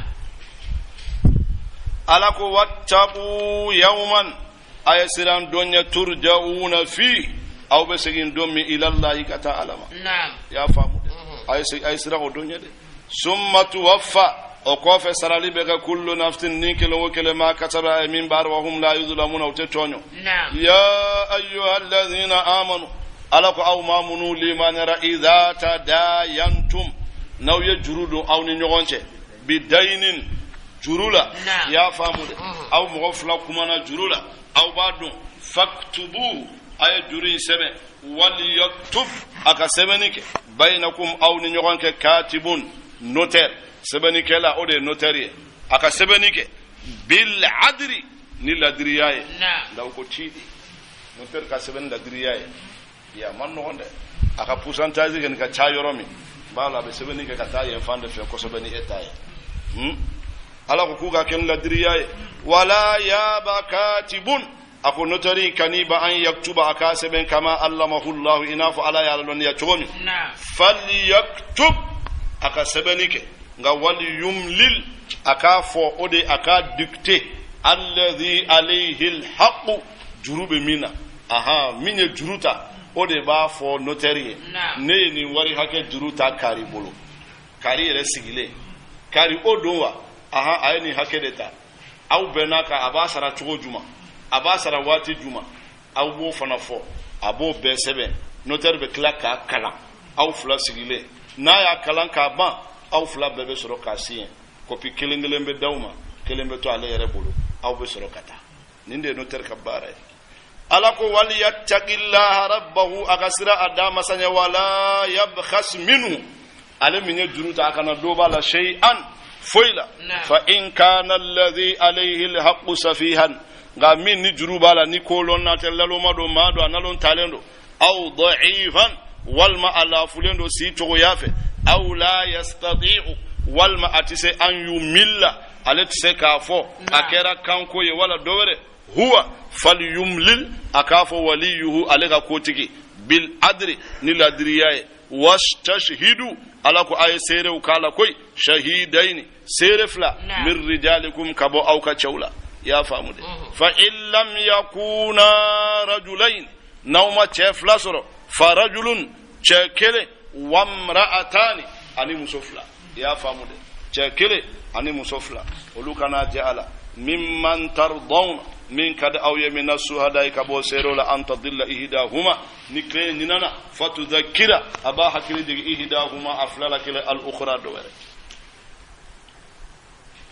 ako wala ya basuhada yamede wala tasamu aw kana salaya an taktubuhu aw kasebe ya famude aw kana salaya de aw kasebe saghiran akado aw kabiran wala akabu ya famu dhalikum akoni muflade aqsadu ninde kleneno enda Allah ala yara wa aqwam ode sabati shahadati sere yala wa adna agerelendo alla tartabu aw kana muruti illa an takuna funakara tijaratan jagode hadiratan mimbe mini bainakum aw ni nyonche tudiruna aw bo mini wala yamde falaysa alaykum ati aw ka junahun bakati alla taktubuha hal nawma ukin sebe wa ashhidu aw ka sere yake iza tabayatum naw yafireke nyoma ay sereke aw ni nyonche ya famude wala yudarra katibun akwa kana sebeni kala toro wala shahidun walma akana sere o fana kana toro ya famude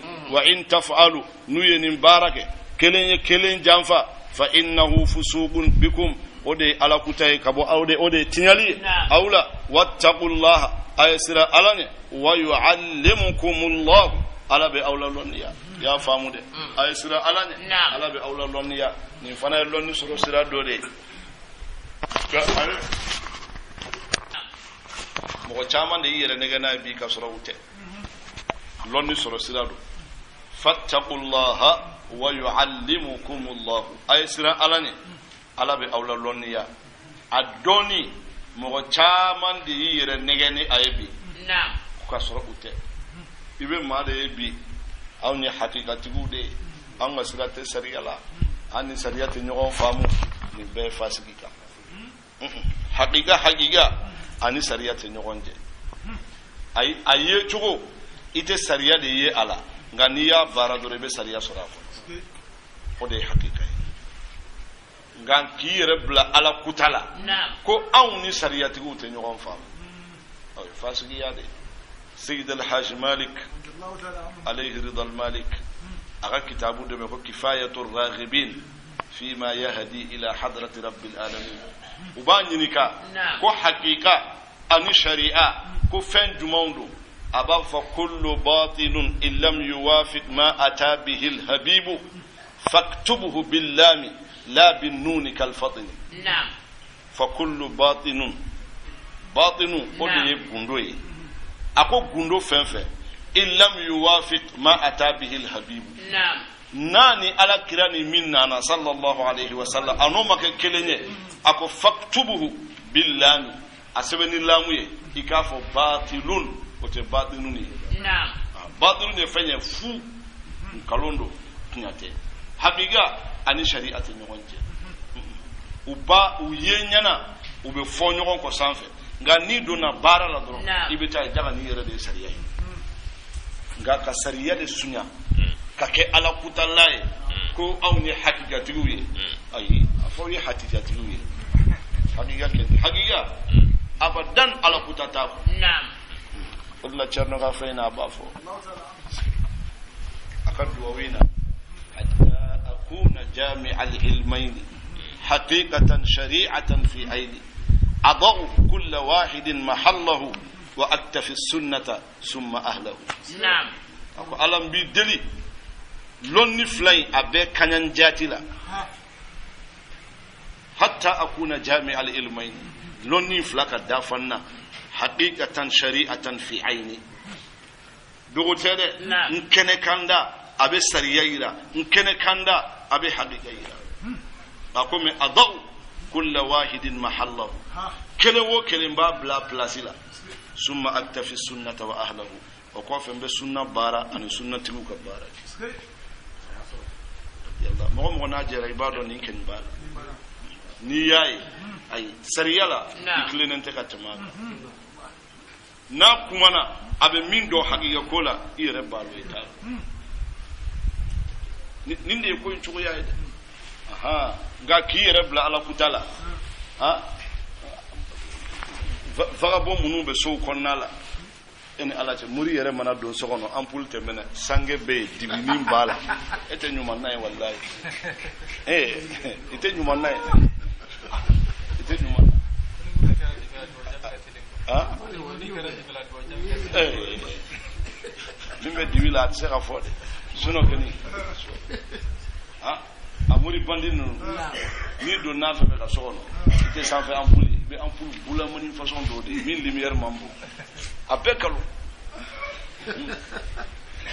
ala ka klini man dam yami fattaqullah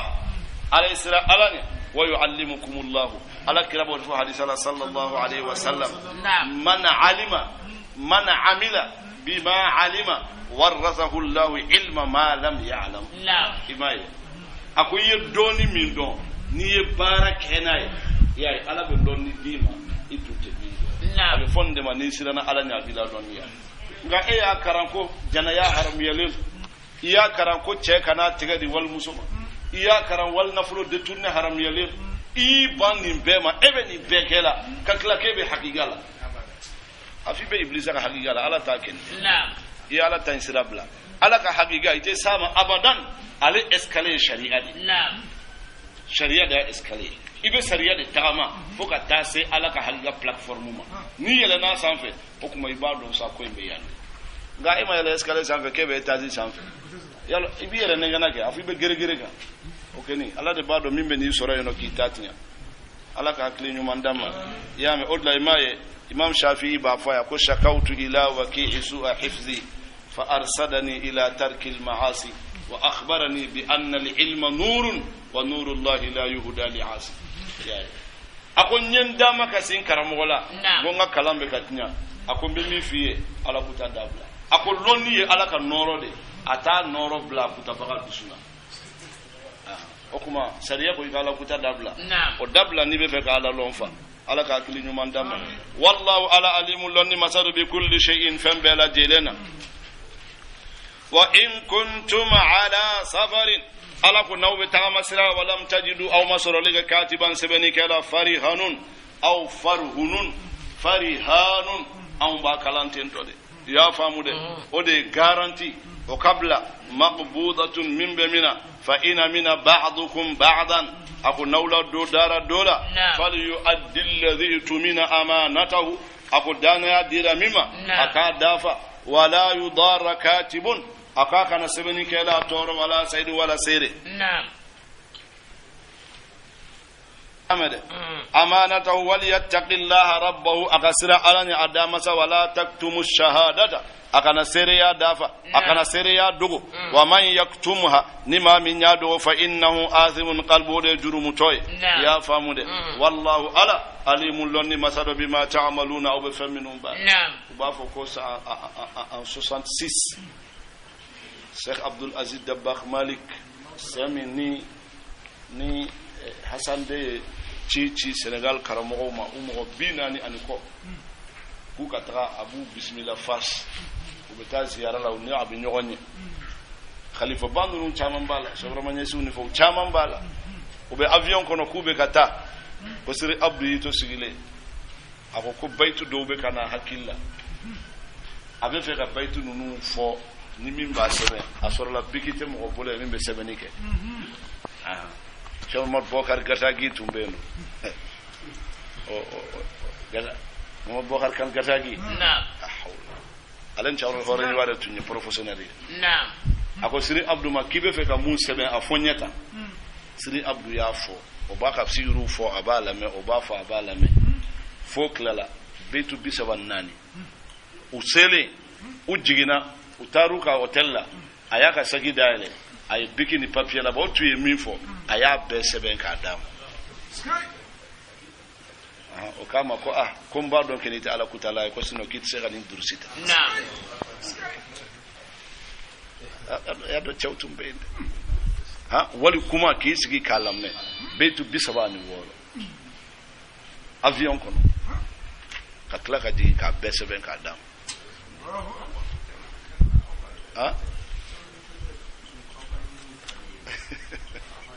Aisha Umar kana ko gosi nyogana kana kleni torsu gosi nyogana sune be torsu malo ay kana kleni torsu suma sune ba malo alo ni chewde ayi sigi de kala medro Allah a chebe do Siri Abdou ya kala faklala akumba don ni ala kiniche ite ala kutala akwa bado ala kutala Sheikh Abdou Siketa ala kan nafa nu barkawe nun de chewye sa nin che nunu ay ne ma don be nyabo jon fe kan nunu botu dugu ya te de mbe min lo ula nyuma na nyata la nyon be jon no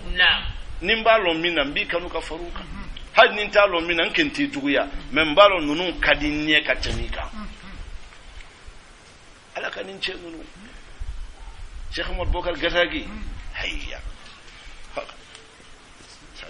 wallahi chew bambulo naam sillahara nafora kanni nunu de be nyogon fe wallahi en tant que masuli ala kan faruka ala kan faruka akwai te jurumu toye wallahi sera kaninke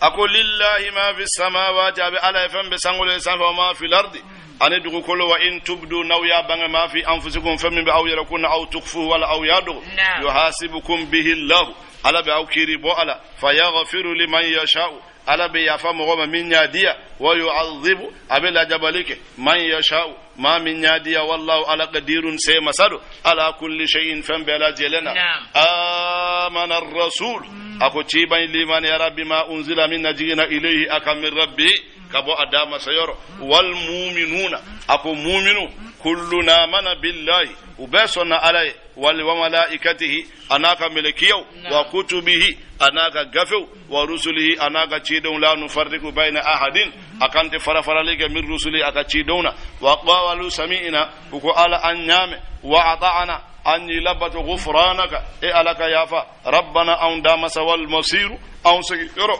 ilayka katai aladema la yukallifu Allahu nafsan ala tafandani ka illa wusaha funa bisamin koralaha abeni nyama kasabat ay fam min bara wa alayha abaka maktasabat ay min bara jugumana rabbana aundama sa la tuakhidna ikana aw min in nasina naw ninana aw khata'ana wal ma'anfilila ya famude ala kana minani bela jelema ربنا ولا تحمل علينا عليك نادى أنك إسرا سريا جل كما حملته إناف إيادا تقوم على الذين موك من قبلنا من كنا أوني ولا ويامد ربنا أن دامس ولا تحملنا إكنا دا أنك ما لا طاقة لنا به أنت سمينكرو من بأن دو وعفو عنا إكا أو مغتو واغفر لنا إكا يافم وارحمنا إكا هنا أونا أنت مولينا إدي أن دامسي فانصرنا إكا أن دم على القوم الكافرين كافروك يا فامد سورة آل إمران مكية وآياتها يا فامد أكون سورين ننجينا آل إمران أكاديم بيا madaniyatun soran jigina madina wa ayatuha mi'atani aya kemefla odebe soraina bismillahi ala togodo arrahmani ala togodo arrahimi ala togodo alif lam mim Allahu la ilaha illa huwa alhayyu alqayyum ya famude walla doko koni bul ismullahi alazam nini kibani nini soraina ko bawla munun fo kera nyon ko minna uye nyon soron yamede ako alif lam mim Allahu a'lamu bi muradihi anyeni nde soroy Allahu la ilaha minun ko Allahu de do ako beya la ilaha minun ko ninde do illa huwa o fana beya al hayy o beya al qayyum nin fana beya yamede olla o kabe nin soran damina keni kite wasi kasoro ga kalande ni karamo ko minye yere botate ibe tate Sheikh Tidiane keni aleka famu yere la alabe minka o ye hayyul qayyum o de ismul azam dai ko do warata ko asifatu na fambel ya mede ima ha ka bismil ilahi dawla o de ba ko no ba bismillah de ba ko no abtadid wa mahrabi ilayhi waltijai حمدا له به عليه منه ولا يفيد الخير إلا عنه وبالصلاة والسلام عبد على الذي بعث للناس محمد المصطفى من خلقه والمجتبى له من أهل قربه والآل والصحب الكرام ما دعا يا داء بقلب ذي اضطرار واسع يا رب نسألك باسم الذات وبالذي هواه من صفاتك وبالأعظم الأفخم من أسمائك وسره المكنون في أليائك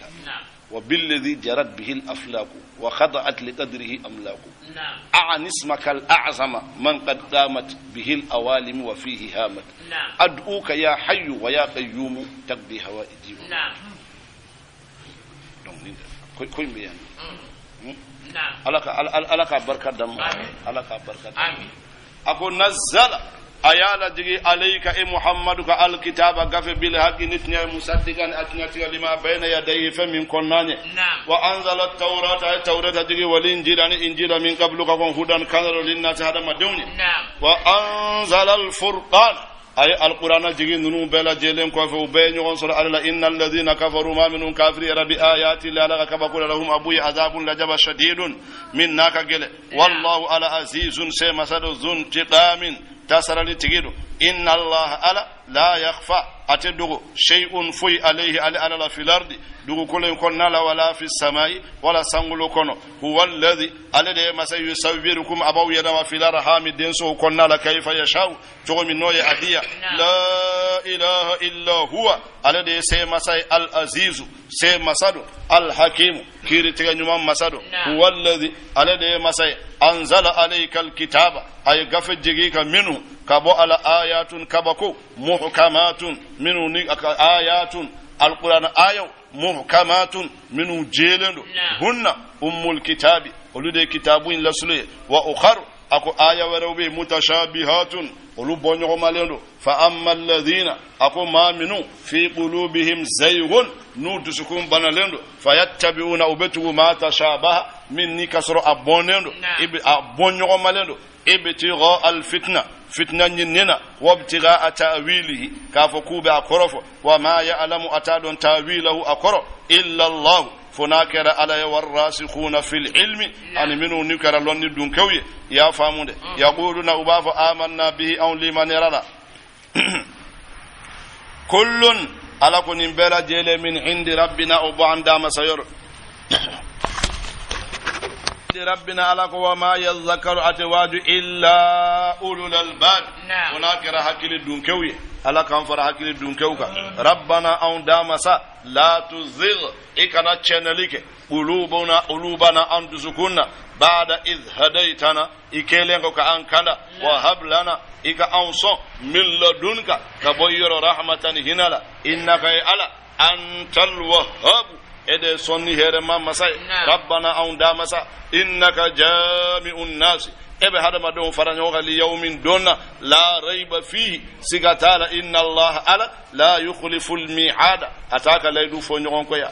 famude la yukhlifu al mi'ada e ala itika laydu fo nyon ko ya innal ladhina kafaru lan tughniya akuma minhum kafirati wa takanhum kama amwaluhum kana fulula wala auladuhum wala udinu min Allah kabu ala shay'an fa la ulaika hum ulukani wa qudun nar ulul tasma takurunawi kada bi ali fir'aun ina fa fir'auna kadada aka demba yala walladhina min qablihim ma minhum kunna unyakazzabu uyakalon tigi yalike bi ayatina anga alquran ayawla fa akhadhahumullah ala yu'mina bi dhunubihim nuka jurumuye wallahu ala shadidul iqab على الجبا جلن تيجي يا فامود قل محمد أفو للذين كفروا ما يمنون كافر يرى ستغلبون سبنا كأوي وتحشرون أو بنا لولي إلى جهنم كتا جهنم وبئس ورخس أبردلا المهاد من لبن يركرانية قد كان لكم على قاكر أوي آية كبكو في فئتين جمع كلفلا التقت منه بنا فئة جمع كل كله تقاتل في سبيل الله أبك لك على كسرالة وأخرى دور كافرة أولي كافروي برب يامد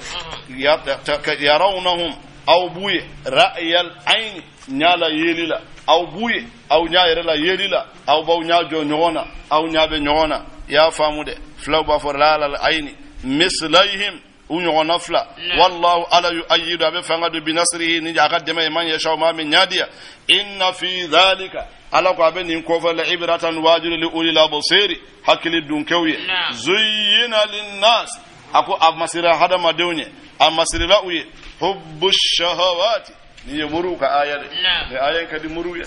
ha ni ayen kini malu yamu yalla chamo awti do fanga yamu yalla hubbu shahawati akoni dingo okadi mogoye minan nisa'i kabo musula wal banina ani dew wal qanatiril muqantarati ani sanu goloko abraselo sanu juru min adh-dhahabi kabo sanuna wal fidda ani warjala wal khaylil musawwamati ani so nyanamo minu masirlendo kanya ode anga bi paziro nunuye tota V8 a kritikarta amana ka façon ya wal khayl al musawwama wala na'am ani nemala fon chama jardin be saha do be jardin misi do be yamfe nyame do be yamfe zalika ala ko ni mufla mata'ul hayati dunya duna damudun wallahu indahu husnul ma'abi ako sen yorola nyuma o be ala bulu ya famu de bul muhammad afo a unabbiukum aw tatu ngaw kibaru yawa bi khairin min zalikum min kan katawani bela jelenka o ye munye lil ladina taqaw ako ma minu sirana alanya inda rabbihum dama sayro jannatun ako aljanna tajri aburi min tahtiha al anharu konyaw khalidina abedume fiha aljanna kono wa azwajun furu nyogon mutahharatun minu senimando wa ridwanun ani alaka dianya akobe soro yoromi o kadi gateme minallahi kabo ala wallahu ala basirun yeli masadu alimun bil ibadi aka jawna ya famude alladhina ma'munu yaquluna ubawa rabbana aw damasa innana amanna aw kini liman yara faghfir lana zunubana eka an wajrumu ya fa anye waqina ika aw kisi azaban nar tasma la jabama as-sabirina alakum aminu sabarila ala ta'ati llahi ala batuka wa anil ma'siyati anika ala kutatoi was-sadiqina ani ma minun karatna tigi wal qanitina minun kara ala batulawi wal munfiqina minun buga nafuludi wal mustaghfirina minun bi astaghfirullah fo chamanke sukono bil ashari sukonnana shahidallahu ako ala seriyara annahu munyetnyaye la ilaha batu masatin illa huwa funakara ala kilina wal malaikatu melekiyaw fana seriyara wa ulul ilm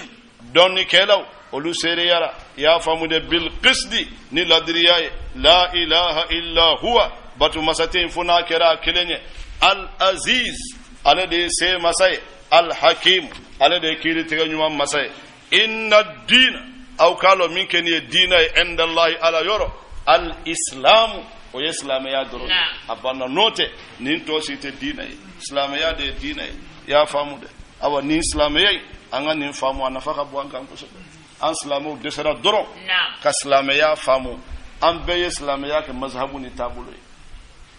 wallahi ni musiba de ambulo de an islamaya ke mazhabu ka ke tabulo an be degun fefena islamu ka islamaya famu baliyade ibi ka mazhabula islamai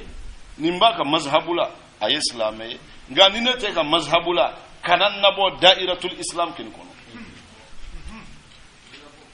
ba don ne tijaniya de na 100% ni sera kana satu kin dafa na ni mi make tijaniya munambo bo islamai la ay nta bwala mba do afana bi islamai do de atoya rebe minna o de kanwa abulo ne rebe minna o de kanwa abulo gandale be minna nkin balo flo de ka gandale bala dowre islami ga fenfe nyan segembi ayatu antara fan jafar nyara ka hal ala kira kuma ukoro yalama sallallahu alaihi wasallam hadisa min kira ba fa ko iftaraqa al yahud ila 71 firaq واختلفت النصارى إلى 72 فرق وستختلف أمتي أكو يهوديو كلا كلوب بيولون لا نصارى كلا بيولون لا نكلني كونه كم مانتون بنا كبيولون لا نفلا كاب بيبي تسمارو كفو كلي نعم نكلي إنسا نيبي نكلي كاب بيبي مين نكاد نعم شنو يبي يرسل تسمارو يتا كلامه والله نيبي في فن نكا أبا فكو كيرا كم بميما oye alube minari alube mina ko kira kambo de ma ko islame to tala kira ma fo islame ube fara ako manton de bena fara ako to yahudiya de fara la nasara de fara la hadisan nasu ma fo ko islame ube fara amma fo wasa takhtalifu almuslimun ako ummati ngam manton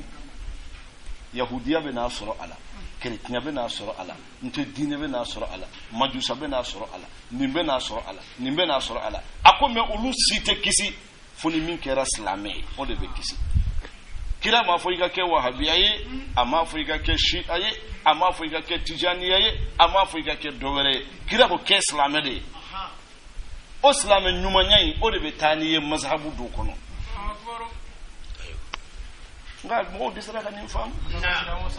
amin ne ka islamaya mbado islamaya nyumanye munye mbetu ninde ko o de benke islamaya nyumanye o de natu Sheikh Tidiane ko yere ko ayi kebe tu Muhammad bin Abdul Wahhab de ko de lebe ke islam nyumanye o de ta famu fa marhaban muna e ba wene bo sunnal muna be bo dine ayi kana bo dine la dine ti tay ala de tay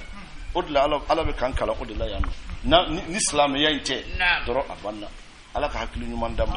ya famu odla sayyid mahmud tunusi subhan sayyid ibrahim rayahi ay kitabul lama musebe asoro tunisi karamo ya sege kala ubi septi jan kola ay kitabul lama musebe ako al asinnatu iba asinna do tara ba bona kala tama o tama mufili o nunkuni afo ma chodi ha nu wala sinnu de ya arabu kan al asinnatu ako tabbi chama ila man akhraju shaykh min da'irati sunnati akum beni taman kisen nunu fili munun be fe ga shaykh jango sunna da'ira la no lude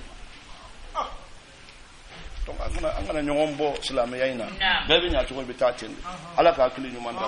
ya fa al islam o de dine ala bara abana atoid mazhab munuye tasiraw de ala ko wa makhtalafa alladhina kum ma fo nyongo utul kitab gafedira mu'minuma illa min ba'di ma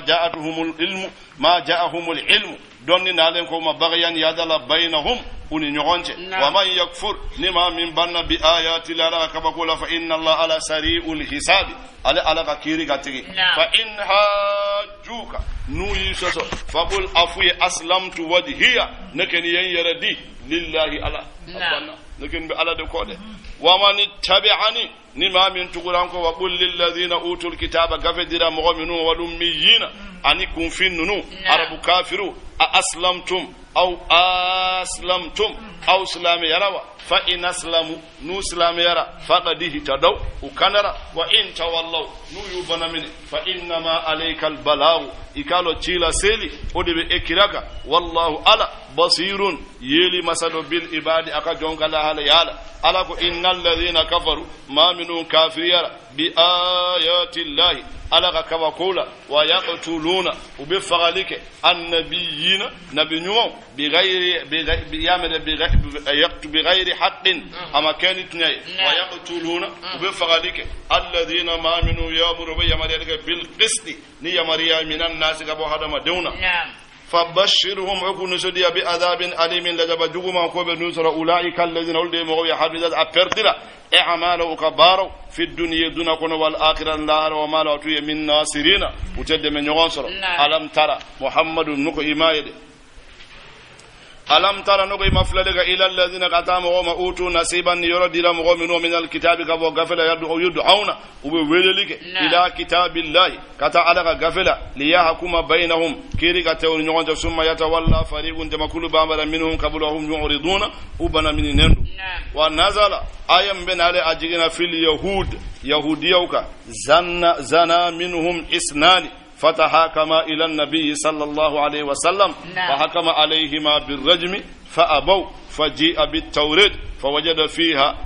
فرجما فغضبوا يامد أكوني آيين بجينا يهودية فلاد جناياك ويومنا كانوا دي على كلام صلى الله عليه وآله وسلم uko kiri tegante ubulo kiri wala be qur'ana kono ala kirai gando kawka farala kirunde ubana tawreta nana asorla ode ba kono awa zalika ala ko ni mumfla bi annahu sabodu qalu uko lan tamassana an-nar tasmat ansur illa ayyaman funakara dunya ma'dudatin min najati jatilendo wa gharrahum ayunage fi dinihim ukadinala لا ما كانوا تنكر يفترون وبكلون تكلمون فكيف إذا جمعناهم ألكم من ننو فرنيون قال يوم القيامة جودنا لا ليوم دو لا ريب سيغت فيه دومنا ووفيت دافلي كرا سركرا كل نفس نيكل وكل ما كسبت أي فمنهم بار وهم أولو لا يلزمون وتتونيو فويلا بغا كيري ديرما قل محمد أفو اللهم على مالك الملك ala de be masake sigi ala de masal sigi ala de bado 2018 la bena jon sigi ala klelo la kaba malion au kana kele ala klala akan kaminta abana sajo ayota kaba aha tutil mulka abe masaya di man yashau ma min yadi wa tanziu aba bosi al mulka masaya mimman tashau kabo mogola min nyadiya wa tu'izzu abe korotalike man tasha'u ma min nyadiya wa tudhillu abe malajigi man tasha'u ma min nyadiya bi yadikal khair here bebe ala de bolo ya famude bi yadikal khair innaka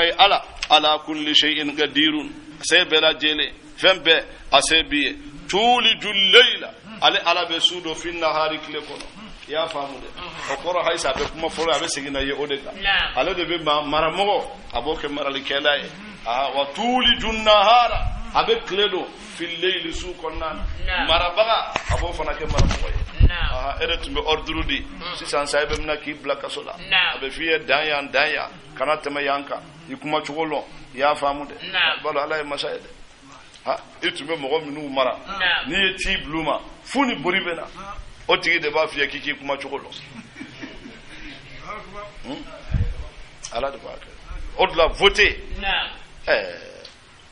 a mone ka bon ni hali karamogo yere togo tinyale election ko la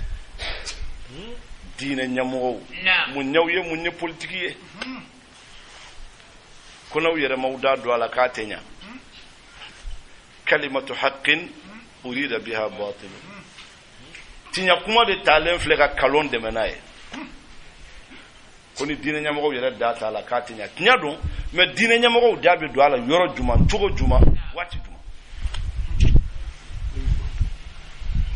diine nyamogo daba ala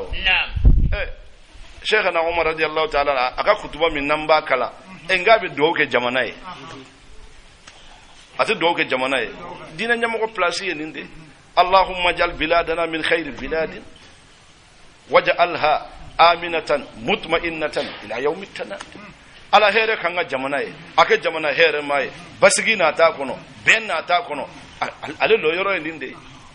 ay flana min tugala ala min ba soro islamu be here soro adama o manake mogo ye akera chomogo yewo akera dogere yewo ado tigi kinma mogo to tantalo ala min mana soro adaka da yere la damandana akana dama ala hal na tigi be na soro atinya jon to benna ni dine nyamogo be yi joya journaliste ga fari kineni ni ya journaliste be do fala do fanama janjara de su ta kaw kote kari ka busan ka fari kola o yetinyaye nga ka busan ka fari nenna yere nenna bole sino busan ti sore nenna ni ye busan sore nenna ya boy da ko non dina nyamogo ni dandi place la jatu fiyo ni ya chame fola chamanye ifana yi fanka tereni kuna ala ka klinu mandama masaya ala tade mogo sit se ka mogo kai ay ma tseka di mogoma ma ta bosi mogola ala ko ka kelende qulillahumma malikal mulki akone de be masausi tutil mulka man tasha badi mogoma min nyendia watanzi umba bosi man tasha min nyendia ibn do ibe yere sega muna ni jamana de nya hakide ka voter ika carte ni nata min kadiye ta voter ay na ya soro bismillah na ma soro adon alama dama keleku ka fitna wuli mo gowta te here jamana ma anga jamana de welo ka tani ndema na angalu masanyi ala tade na abi minna tale de bado wa ya lon ka bande aklala la ka bampiu anga kele te fenya ambe kele ka nyere bla retarla ambe to ninnina ambe to dogoya malla foi ta to aba marawo ala de ko aba mara bake na la ko be kele ndeke aboke na ko santa aboke na ko samuga aboke na la kin ko be min ka ala ka kile nyuma ndama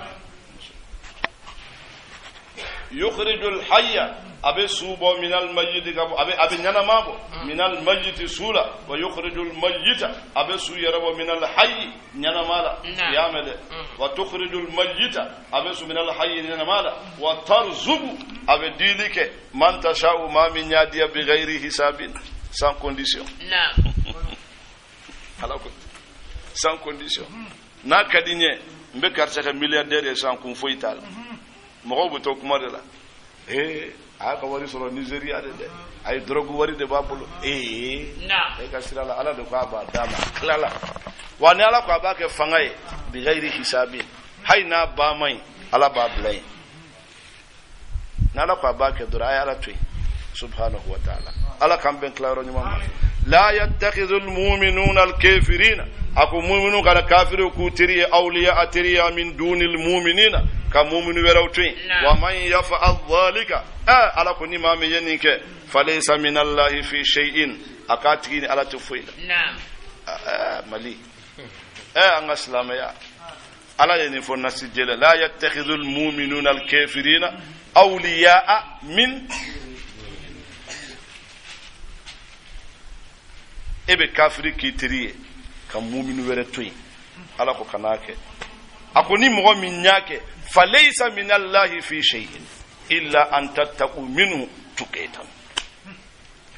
foni kasorode aw siranen be fagali donye o yede kafiri fanga bawkuna abena ko doke aw ba nege nege ni munke o de taqiyaye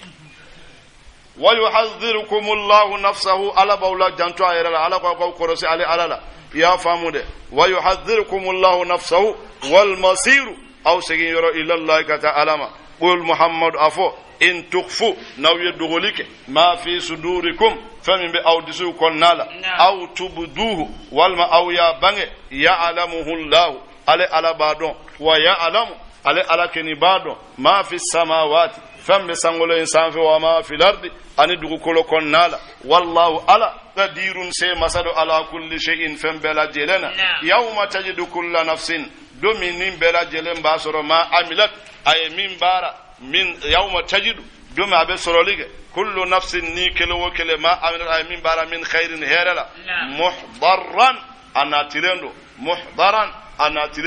wa ma amilat ay min bara min su'in jugumanna tawaddu abaka law anna bainaha wa bainahu agakana ka bara juuce amadan franche ba'idan min nakaja wa yuhadhdhirukumullahu ala baga abawla korosi kaw janto nafsuhu ala wallahu ala raufun makari masadu bil ibadi aka jona in kuntum tuhibbuna allah qul muhammadu afuye in kuntum nawkara tuhibbuna allah faw ala kawbi ala kanu aw bi alafe fattabi'uni ayatugunako yuhibbukumullah ala basharaka aw kanu wa yaghfir lakum abi yafa awma zunubakum aw ka jurumula wallahu ala ghafurun yafa masadu rahimun hina masadu qul muhammad afuye ati'u allah war rasula ay ala nagachibala batu fa in tawallaw nuyubana min fa inna allah ala la yuhibbul kafirina ala te kafiru fe ya famude ni nyasoro arabu kan kura imana folo allah summa rasuluhu way arabu kan kura de burana tuntolo koni yof ni go sa allah wa rasuluhu doro ko e flanka foyade kiba fode allah summa rasuluhu ay ni to atola inna allah astafa adam akwale ala adam sukandi wa nuhan ay nuhu sukandi wa ala ibrahim ani ibrahim ka koraw wa ala ibrahim wa ala imrana ani imrana ka koraw ala alamin damfon sanfe zurriyatan akununu ye demba yade ba'daha min ba'din ado bora dola wallahu ala sami'un meli masadu li aqwali wa kuma kauna alimun lanni masadu li ahwali kala hala yaula uzkur ko folike iz qalat imra'atu imrana tumami imrada muso alayhi kanto rabbin da masa inni nadartu nakan yadda falanka laka ala ma fi batni min ben kono muharraran ajele nya kan horanya kadima fataqabbal minni eka sonne innaka yakini antas samiu ede meli masai al alim ede lonni masai falamma wada'ataha tumami aydi bange qala abu rabbin da masa inni wada'tuha unta ne yidi wala karam sui ne bolo chedo wallahu a'lam ala kanibado bima wada'at ay min bange wa laysa az-zakaru ako chekinite kalunze inafo muso wa inni akone de sammaytuha maryama nya to da maryama la yamede aklende musoye min tara to nin jema ka fa alqur'ana ko muso tawbe sifa yawbe fo ka kite to nin jema maryama klende yasoro yamede wa inni u'idhuha nabna limma kalfa bika ala wa zurriyataha anaka demba ya min ash-shaytani kabo shaytan la ar-rajim min farala kilendo fataqabbalaha rabbuha ako ala sonnama bika bulin son chogola hasanin minkai wa ambataha ay deyna mo nabatan namola hasanan min ni kasro akain kosobe o de zawakafalaha zakariya ya famu de wa kafalaha zakariya wa ko zakariya de deyna mo kullama dakhala alaiha zakariya almihrab akotuma wotuma zakariya manana deyn soro mihrabu konna la lamona bisiri kono wajada indaha rizqan aba soro dumuni be aba soro ale tara dumuni nyini wa dumuni minum be soro klema fe zakariya be na ulle soro abolo samiya fe minum be soro samiya fe abenu soro abolo klema fe adabari be ba ya mede qal zakariya dala ya maryam aba fa maryama anne laki hadha ibn bomi qalat maryama ba fa huwa min indillahi nibe bo ala de yoro inna allah ala yarzuqu abdilike man yasha'u ma min yadi bighairi hisabin kasra fese ne wono zakariya fana ale maryama lamo me ale fana ga karamo yadi maryama de sibula ale ci korola ajigila tigara ka te de soro tuguni awatala bina dembo mi ale korola amuso korola ambeta kara maryama la wasta'ala ar-ra'su shayban akosi jera nkorola wa mar'ati abira muso way borge konaye gasa amana na maryama de soro sigile dumuni munu be soro klema fe abo yiri de soro samiya fe maryama bar aba fo anne laki hadha maryama fa huwa min indillahi aba fo zakariya inna allaha yarzuqu man yasha bighairi hisab ala be dilike ka soro condition ta kana miri ki korola kit se ka den soro wala muso e konaye ay ala be se ka den di makasoro ni flasi abeka zakariya la kana odlas ima odla kimo ko hunalika ako yoro nimbe daga zakariya rabbahu zakariya ay alawi ninda shafi jan bafo wala ka hadara dunu subhanahu wa ta'ala ufowati aka sifa ya mimbe ka fo o fowati wala ka nyuma nya mbe ka fo o fowati ko de ya deli choyo o wati la parce que basoro o halu de nyasira awla sisa o min nyasile mbawla ika qabulu bode konnala naf istighfar nafa be ka fo wati mi igele ka doni ke yana ka ba tatira do babu nyasile mbawla jabid la sansa akele wo kele akolla ko hunalika akoni yoronina da zakariya rabbahu ya kuma kanunun tagato zakariya ka duwa blafe ana takara ala ka tuni manda walla kodu bo koina de ala wele watu bala dobe si anyana dobe wili minti kele ala be min sore ka sinyana tadim dobe si anyana minti kele ni be min sore ka so aho awa ala ka tuni manda amen la hunalika daa zakariya rabbahu ako zakariya ala wele faqal zakariya ko rabbin da masa yamade ako habli e ka dinama min ladunka ka boyoro zurriyatan tayyibatan demba ya nyuma ala e ka dinama habli zurriyatan tayyibatan ala demba ya nyuma innaka ala sami'ud du'a edebe duwula maybeso fanadatuhu almalaikatu malakiyaw ya zakariya wele wa huwa qa'imun abeka sali yusawa huwa qa'imun ajwalandu yusalli fil mihrab abeka sali mihrabu konnala anna allah ako zakariya ikado ala yubashiruka abila nisudia bi yahya dembin to yahya musaddiqan atnatiyalon bi kalimatin kuma kam min allah kabo ala yoro yamede wa sayyidan ako den bina denye den yamede denye nyamgode wa hasuran aminalendo atena musofuru wa nabiyan nabi nyumando minas salihina afarala ala kama nyumonka yalo ninke ni kadiga timahali denganda ibe denyi na kummin kama ala mafo mena den dima ki kono roga nento de akwa mena den mundima mba to wala ko karsa wa ibala mo abuna ken nabi nyumaye awakani yara segende den tena musofuru wa abina kema bae idusu besuma yala nin kadide alaka kanyete den kadinga ni ya barka masoro foi mandiko wala ala bankala fa nin kadiga tama hay den soro lika wa nabiyyan min as-salihin ya qal zakariya ko rabbi anna yakunu li gulamun ala den be den soro chukodi wa qad balagani al-kibaru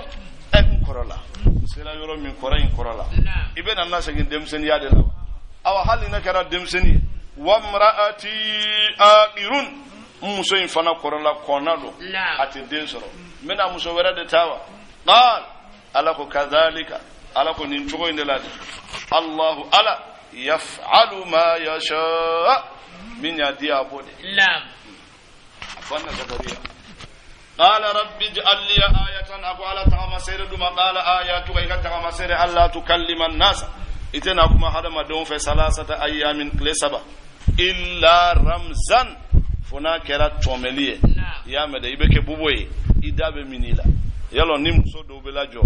ube nyana mini wolo budimi tension be yela be jigi sembe funu awa ode tama sere ko muso ina jole adusu be wili abe fono kabra bi dogo fo mo labamba lo kabe kartaka ni fono inde mani famu far kolo be yelema o tama sere ako Zakaria ega tama sere de kay muso la de abe ki yeredla ibe kunu dondola ibe feka kuma dore ba sore da bosirila kana siran ki kera buboye ima ke buboye de ikalo donde ki musola jolendo wadhkur rabbaka kathiran awa akono lon sera ala ko foke ka chaya de ya mede wasabbi iga subhanallahi foke bil ashi ikake wurafe wali bikara ni sokoma ala be ka fanga ala ko foke sokoma anga ka wurafe aw be mo balika bola aw tatu kake وإذ قالت الملائكة تمام ملكيو يغانتو يا مريم اي مريم ابي فون انما استدراك على تم مريم ده قصه فولا زكريا مريم الله مؤمنك اي زكريا كبار ينين دوني فو كسركتا مريم قصلا استدراك ينinde nintu ekiri yamba fo yandro betementum be gamefu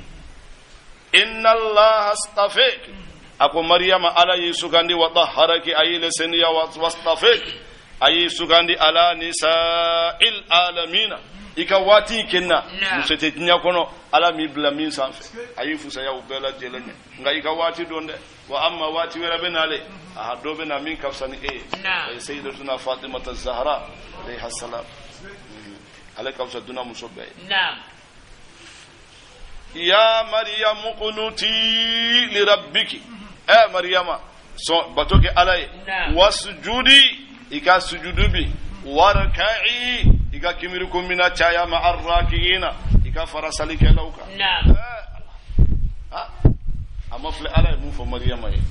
ni sonina ya maryam qunuti li rabbiki ako ke ala batulay wasjudi warka'i ma arrakiina nin dabla ala ko inna allaha astafaki wa tahharaki wastafaki ala nisa'i alam ko kuma an ala batuke ustaz mo ko sigani bo ala batula na'am ala batuke igeleya ala kuta beye ka tui na'am ala kuta dogomanin tala beel batala atui isela me ala batuke ni kana sala yade ake aminalina minabaliya dan fen sita ote danfen bulu obe ala de okuma e ka chaya ala ka kili nyuma ndam ako zalika ni mifla minamba il ghaibi ako ni nyagundo de nuhihi ilayka ambati e muhammad wa ma kunta ladaihim etuntu yura idh yulquna aqlamahum tawbuka kalaw fil ayyuhum yakfulu maryama kafo jombe maryama lamo wa ma kunta imaka ladaihim ibu yura idh yaqtasibuna ka fonyo ko watila ala molila وإذ قالت الملائكة تملك يوي كانتو يا مريم يا مريم إن الله على يبشرك أبلا نسوديا بكلمة منه نكما كاني من ببو على يورو بكلمة منه كما كان ببو على يورو اسمه أكو أتو المسيح مما سلا نام غارا فين منا بكنيا عيسى ابن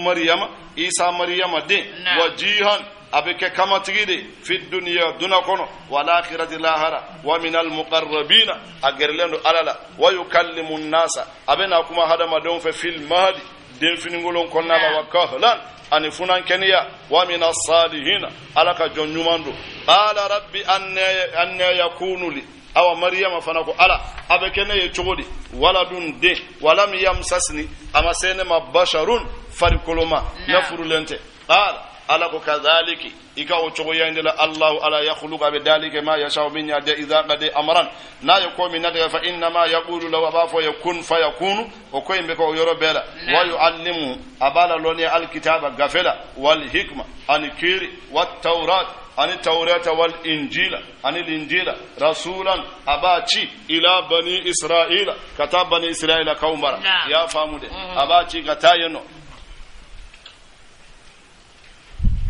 أكو أني قد جئتكم نانا أو بآية نكبكو من ربكم كبو دام سيرو أني أخلق لكم بذلك أو من الدين كبو بغولك هيئة الطير kono to yala fa anfuqu fihi bi falika la fa yakunu abaka ta'iran panfanya bi idhnillahi in alaka jenya wa o yamede wa ubri'ul akmaha mbe barasi mbe yame mo minun wolla nyaada tula mbu nyaayele wal abrasa mbe banaba furake wa uhil mauta mbe su nyanamaya bi idhnillahi bake ni ala de ka jenye de gana isate wa yamede وأنبئكم باو كبارا بما تاكوا وكفمون وما تدخرون أنا ويمين مرافي بيوتنا وكسو كنالا لا إن في ذلك أبن لآية كبكو لكم أوي إن كنتم نوكر مؤمنين كولي من يلنو ومصدقا نتيجة يليك لما بين يدي فمن كنا من التوراة ولأهل لكم بعد أوي بعد الذي حرم عليكم فمن تو حرم رأوك وجئتكم نانا أوم بآية كبكو من ربكم دام فاتقوا الله أيسر علني وأطيعوني أو كان لباتو إن الله ربي على دي دام وربكم أو دام فاعبدوا هذا أكون مفلس صراط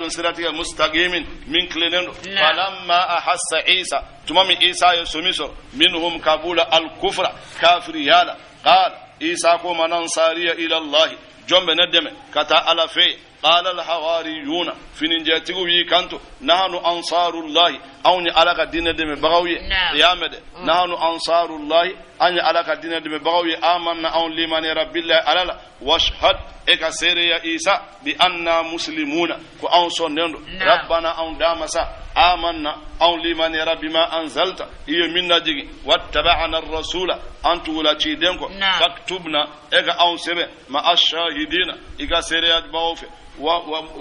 ومكروا ويفرتك ومكر الله على فرتك والله على خير الماكرين على فرتك الله سبحانه ماي إذ قال الله تمام عليك أنت يا عيسى عيسى إني متوفيك نبنا ليد دافني ورافعك بكرة إلي كنما ومطهرك بسنيا من الذين كفروا مغول كفروا منهم كافرين وجائل الذين بمغوك تبعوك منهم تغريق فوق الذين كفروا كافروا سنف إلى يوم القيامة كتاسي جودهم ثم أكوف مرجعكم أو سيغير إلي كان أما فأحكم بكيرتي بينكم أو نيونت فيما كنتم فيه أو تنكر تختلفون أو بفونيونكم منا فأما الذين كفروا ما منهم كافر يرى فأعذبهم من أولو لجب عذابا شديدا لجب جغمان في الدنيا دونكم والآخرة لاهرة وما لهم أتوي من ناصر يمنعون وأما الذين آمنوا ألكم ما منهم لمن يرى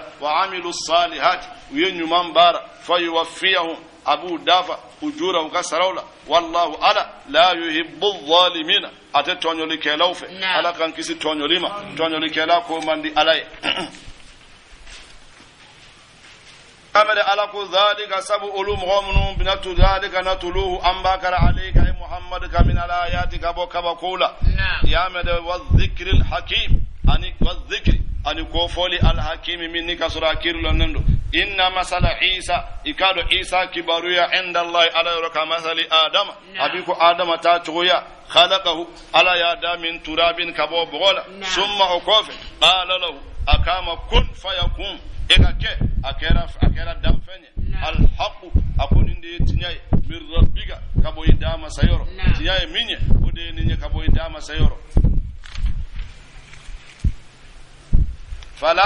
فلا تكن إكنك من الممترين إبسك بعدو فمن حاجك فيه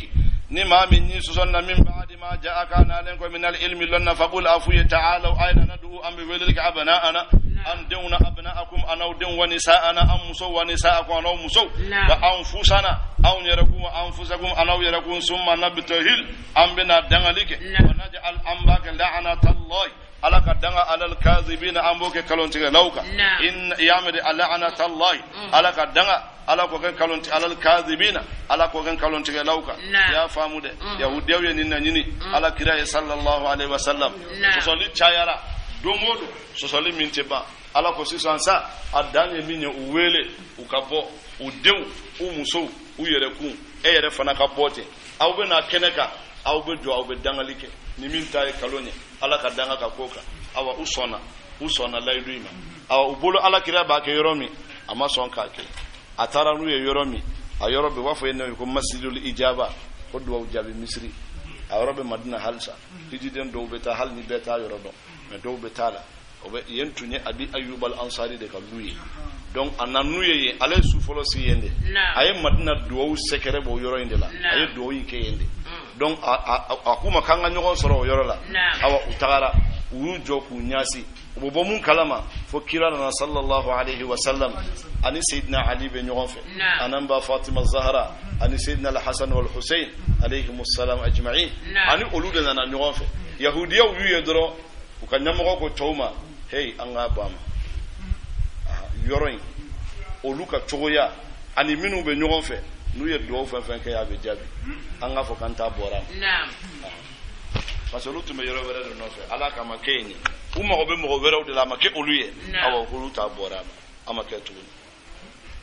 ala ko inna hadha ni muflahu wal qasasul haqq ninde nyakuma wa ma min ilahin akobatu masata illa allah funakara ala wa inna allah ala huwal aziz ala yase masai al hakim kiritiga nyuma masadu fa in tawallaw nu yubanamini fa inna allah ala alimul lonni masadu bil mufsidina tinyali kelawla qul ya ahlal kitab aw kitabu dunkew ta'alu ayna ila kalimatin kaza kuma kama sawa'in hinka kan bainana an awcha wa bainakum anawche alla na'budu an nabatuliga illa allah funakara ala wala nushrika bihi an naflanka fo yaga shay'an ala fo la wala yattakhidha kam min alika ba'duna andu ba'dan dola arbaban ko ke batu fenye min dunillahi fa munta ala fa in tawallaw nu yubana min faqulu kafu ishhadu ay sariya bi anna muslimuna anke ni islamode ya ahlal kitabi aw kitabu dunkew lima tuhajuna aw bisulika munna fi ibrahim ka qawla wama unzilatit tawratu wal injil tawratan linjila uluma jigi illa min ba'dihi fakira qafa afala ta'qiluna nugo aw tahqili sura hantum aw kani haula'i hajajtum aw bisulika fi ma lakum bihi ilmun famulonniti awlawa yama falimatu hajuna mundu la aw bisulika fi ma laysa lakum bihi ilmun faminna lonni tawla wallahu ala ya'lamu badu antum la ta'lamuna aw tado ma kana ibrahim ako ibrahim make yahudiyan ka fukire e zifi tundo wala nasraniyan keretnya tunte walakin kana hanifan ako ibrahima ken tunye ma min klenendo musliman islamade awa ibrahima tu islamade yamade wama kan amake minal musrikin flanka fofe inna awlan nas aw kado min ibrahima kan ibn awlan nas min kaka bi ibrahima lalladhina tabauhu ma minun turaga watila wa hadha an-nabiy ananga nabi nyumai walladhina amanu ma minu liman raga faraka wallahu ala waliyul mu'minin alade mu'minu ga kotigi wa nazala aya mumbenale ajigina lamma da'al yahudu mu'adhan wa hudhaifata wa ammaran ila dinihim tumam yahudiyaw nu den kanunu wele koko mi se tawye aya na nawdu nan tala ambe war daw masisa kalo chama ya ka dine fa wari kama Allah bonni wari ka bonni kacha ala ko waddat ta'ifatun min ahli alkitab ako jama kuliya kanu kabo kitabu dun kero law yudilluna kun kubi awla fil wa ma yudilluna utila filika illa anfusahum funakara uyarakuna wa ma yashuruna ta kalama ya ahla alkitabi aw kitabu dunkew lima takfuruna bi ayati llahi mundula awbe ba alaka abakula wa antum tashhaduna aw dumbado nyado ya ahla alkitabi aw kitabu dunkew lima talbisuna alhaqq munawbe nyado bil batil kaluna wa taktumuna alhaqq aw bit nyado wa antum ta'lamun aw bado wa qalat ta'ifatun jama kulu yikanto min ahli alkitabi yahudiyawla aminu ay limaniya بالذي أنزل من نجينا على الذين آمنوا ما منوا لمن يرى قرآن لا وجه النهار aw be limaniya sogoma waqfuru aw be murutika ba akhirahu klil labana no kera mo ba fogo tinyate la allahum adoro ulu yarjiuna ubu kola segi kabo limaniyama wala tu'minu aw kanaso illa liman tabi'a dinakum foni mo min sonaka tuka ka dinako ko yamade qul muhammad afa innal huda ikado kana hudallahi wa ala tade o kelende kana yamade an yuta ahadun deli ka awla kelema misla ma utitum faminni kasrutum dilawma aw yuhajjukum walma ukawsu endara dama so enda rabbikum aw dama sawro qul muhammad afa innal fadla fasamantiya bi yadillahi ala bul yutihi man yasha badi ma min yadiya ya famude wallahu ala wasi'un alimun lonni wasi'un fere masadu alimun lonni masadu yahtassu abe kerenike bi rahmati naka hina man yasha ma min yadiya wallahu ala zul fadl fasamantiya tigodo al azim minkabu wa min ahli al kitab ala qabe kitabu dun kewla manin ta manhu imana la mu'mina bi qintarin nini nafulu badenye yuaddihi ilayka ababe segima wa minhum abula manin tamanu ibe damina bidinirin domana dama la yuaddihi ilayka ata dima illa ma dumta alayhi da'iman funi sabatira minka ya famude zalika akoni mufla bi annahum qalu uku laysa alaina ati awnya filumina kunfin sabilun urta sira sura anka yamade ambe ko lonka temuka wa yaquluna ubafu alkaziban kalon ala allah kada alaka wa hum ulu ya'lamuna ubado bala ala ko tinyado manawfa limin dafalike bi ahdihi akalaydula fa inna allah ala yuhibbul muwattaqa asrana alanya fa inna allah ala yuhibbul muttaqina abi alanya asrana jonfe ala kan faruka amen innal ladhina yashtarun minum be falaniga bi ahadillahi alaka laydula samanan qalilan songo fitini ube alaka laydu fale wa aymanihim anuga kallikam samanan qalilan songo fitinina alako la khalaqa ni yorselahum ulutigu ya wala yanzuru ilayhim alati flalika katauma yawmal qiyamati joduna wala yuzakkihim atu senuya walahum abuya adhabun alimun lajaba minnaka jugu wa inna minhum alako abul fariqan jamakulu yalwuna alsinatahum ubun jenga bil kitabi ni kitabuye yamad li tahsibuhu fika bisiki minal kitabi kuni yaqrana dode wa ma huwa ninkeni makay minal kitabi qur'ana wa yakunu wa huwa min indillahi kuni bora ala yoro wa ma huwa min indillahi ama bo ala yoro wa yaquluna ubafu al kaziban kalon ala allah kada ala wa hum ya'lamuna kasra ubadu alakuma kana li basharin aman kan farikulu mai an yu'tiyahu Allah ala yadili kama alkitaba gafala wal hikmani ko don nabi nyumanya wan nubuwata ani nyumanya summa yaqulu lin nas wa hada madum yakunu ayaka ibadan li naka jonye min dunillahi famun ta'ala walakin kunu ayaka rabbaniyina ayaka ala mugawi aw kan inteno aw kawnyasi alala walakin kunu rabbaniyina bima kuntum aw tunkara ta'maluna aw bika faminun bara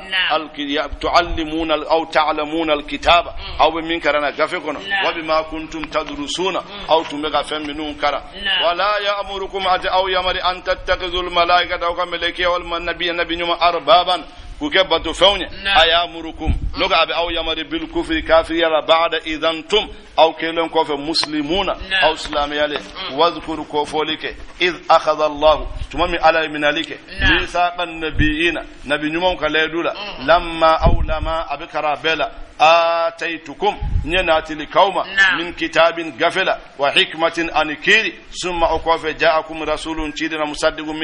من تنتيرندو لما معكم فمن بأوبلو لا تؤمنون به أو بالإيمان يعلى ولا تنصرونه كوبادم قال ألكم أغررتم أو صنوا قالوا أكو أخذتم أو من ذلك على ذلكم إسري نلايدونا هل ناقل قالوا أقررنا أكو أنصنا قال فاشهدوا ألكو أي سيريا وأنا معكم من الشاهدين نفر لهم سيريا وكو أوي فمن تولى نما مني بنا مني بعد ذلك نقول فأولئك هم الفاسقون ولد فاسقون أفغير دين الله نغفر على الدين يبغون أبود نينوا وله أسلم أصنع علي من في السماوات فم بسانغول إنسان والأرض أن دغكولو أو أن صنع وكرهن أن كربليلا وترجعون إليه وبسين كتا علامة قل محمد أفو آمنا بالله أو لمن يرى ألالا وما أنزل علينا أن منا جينا أنك وما أنزل أن منا جينا على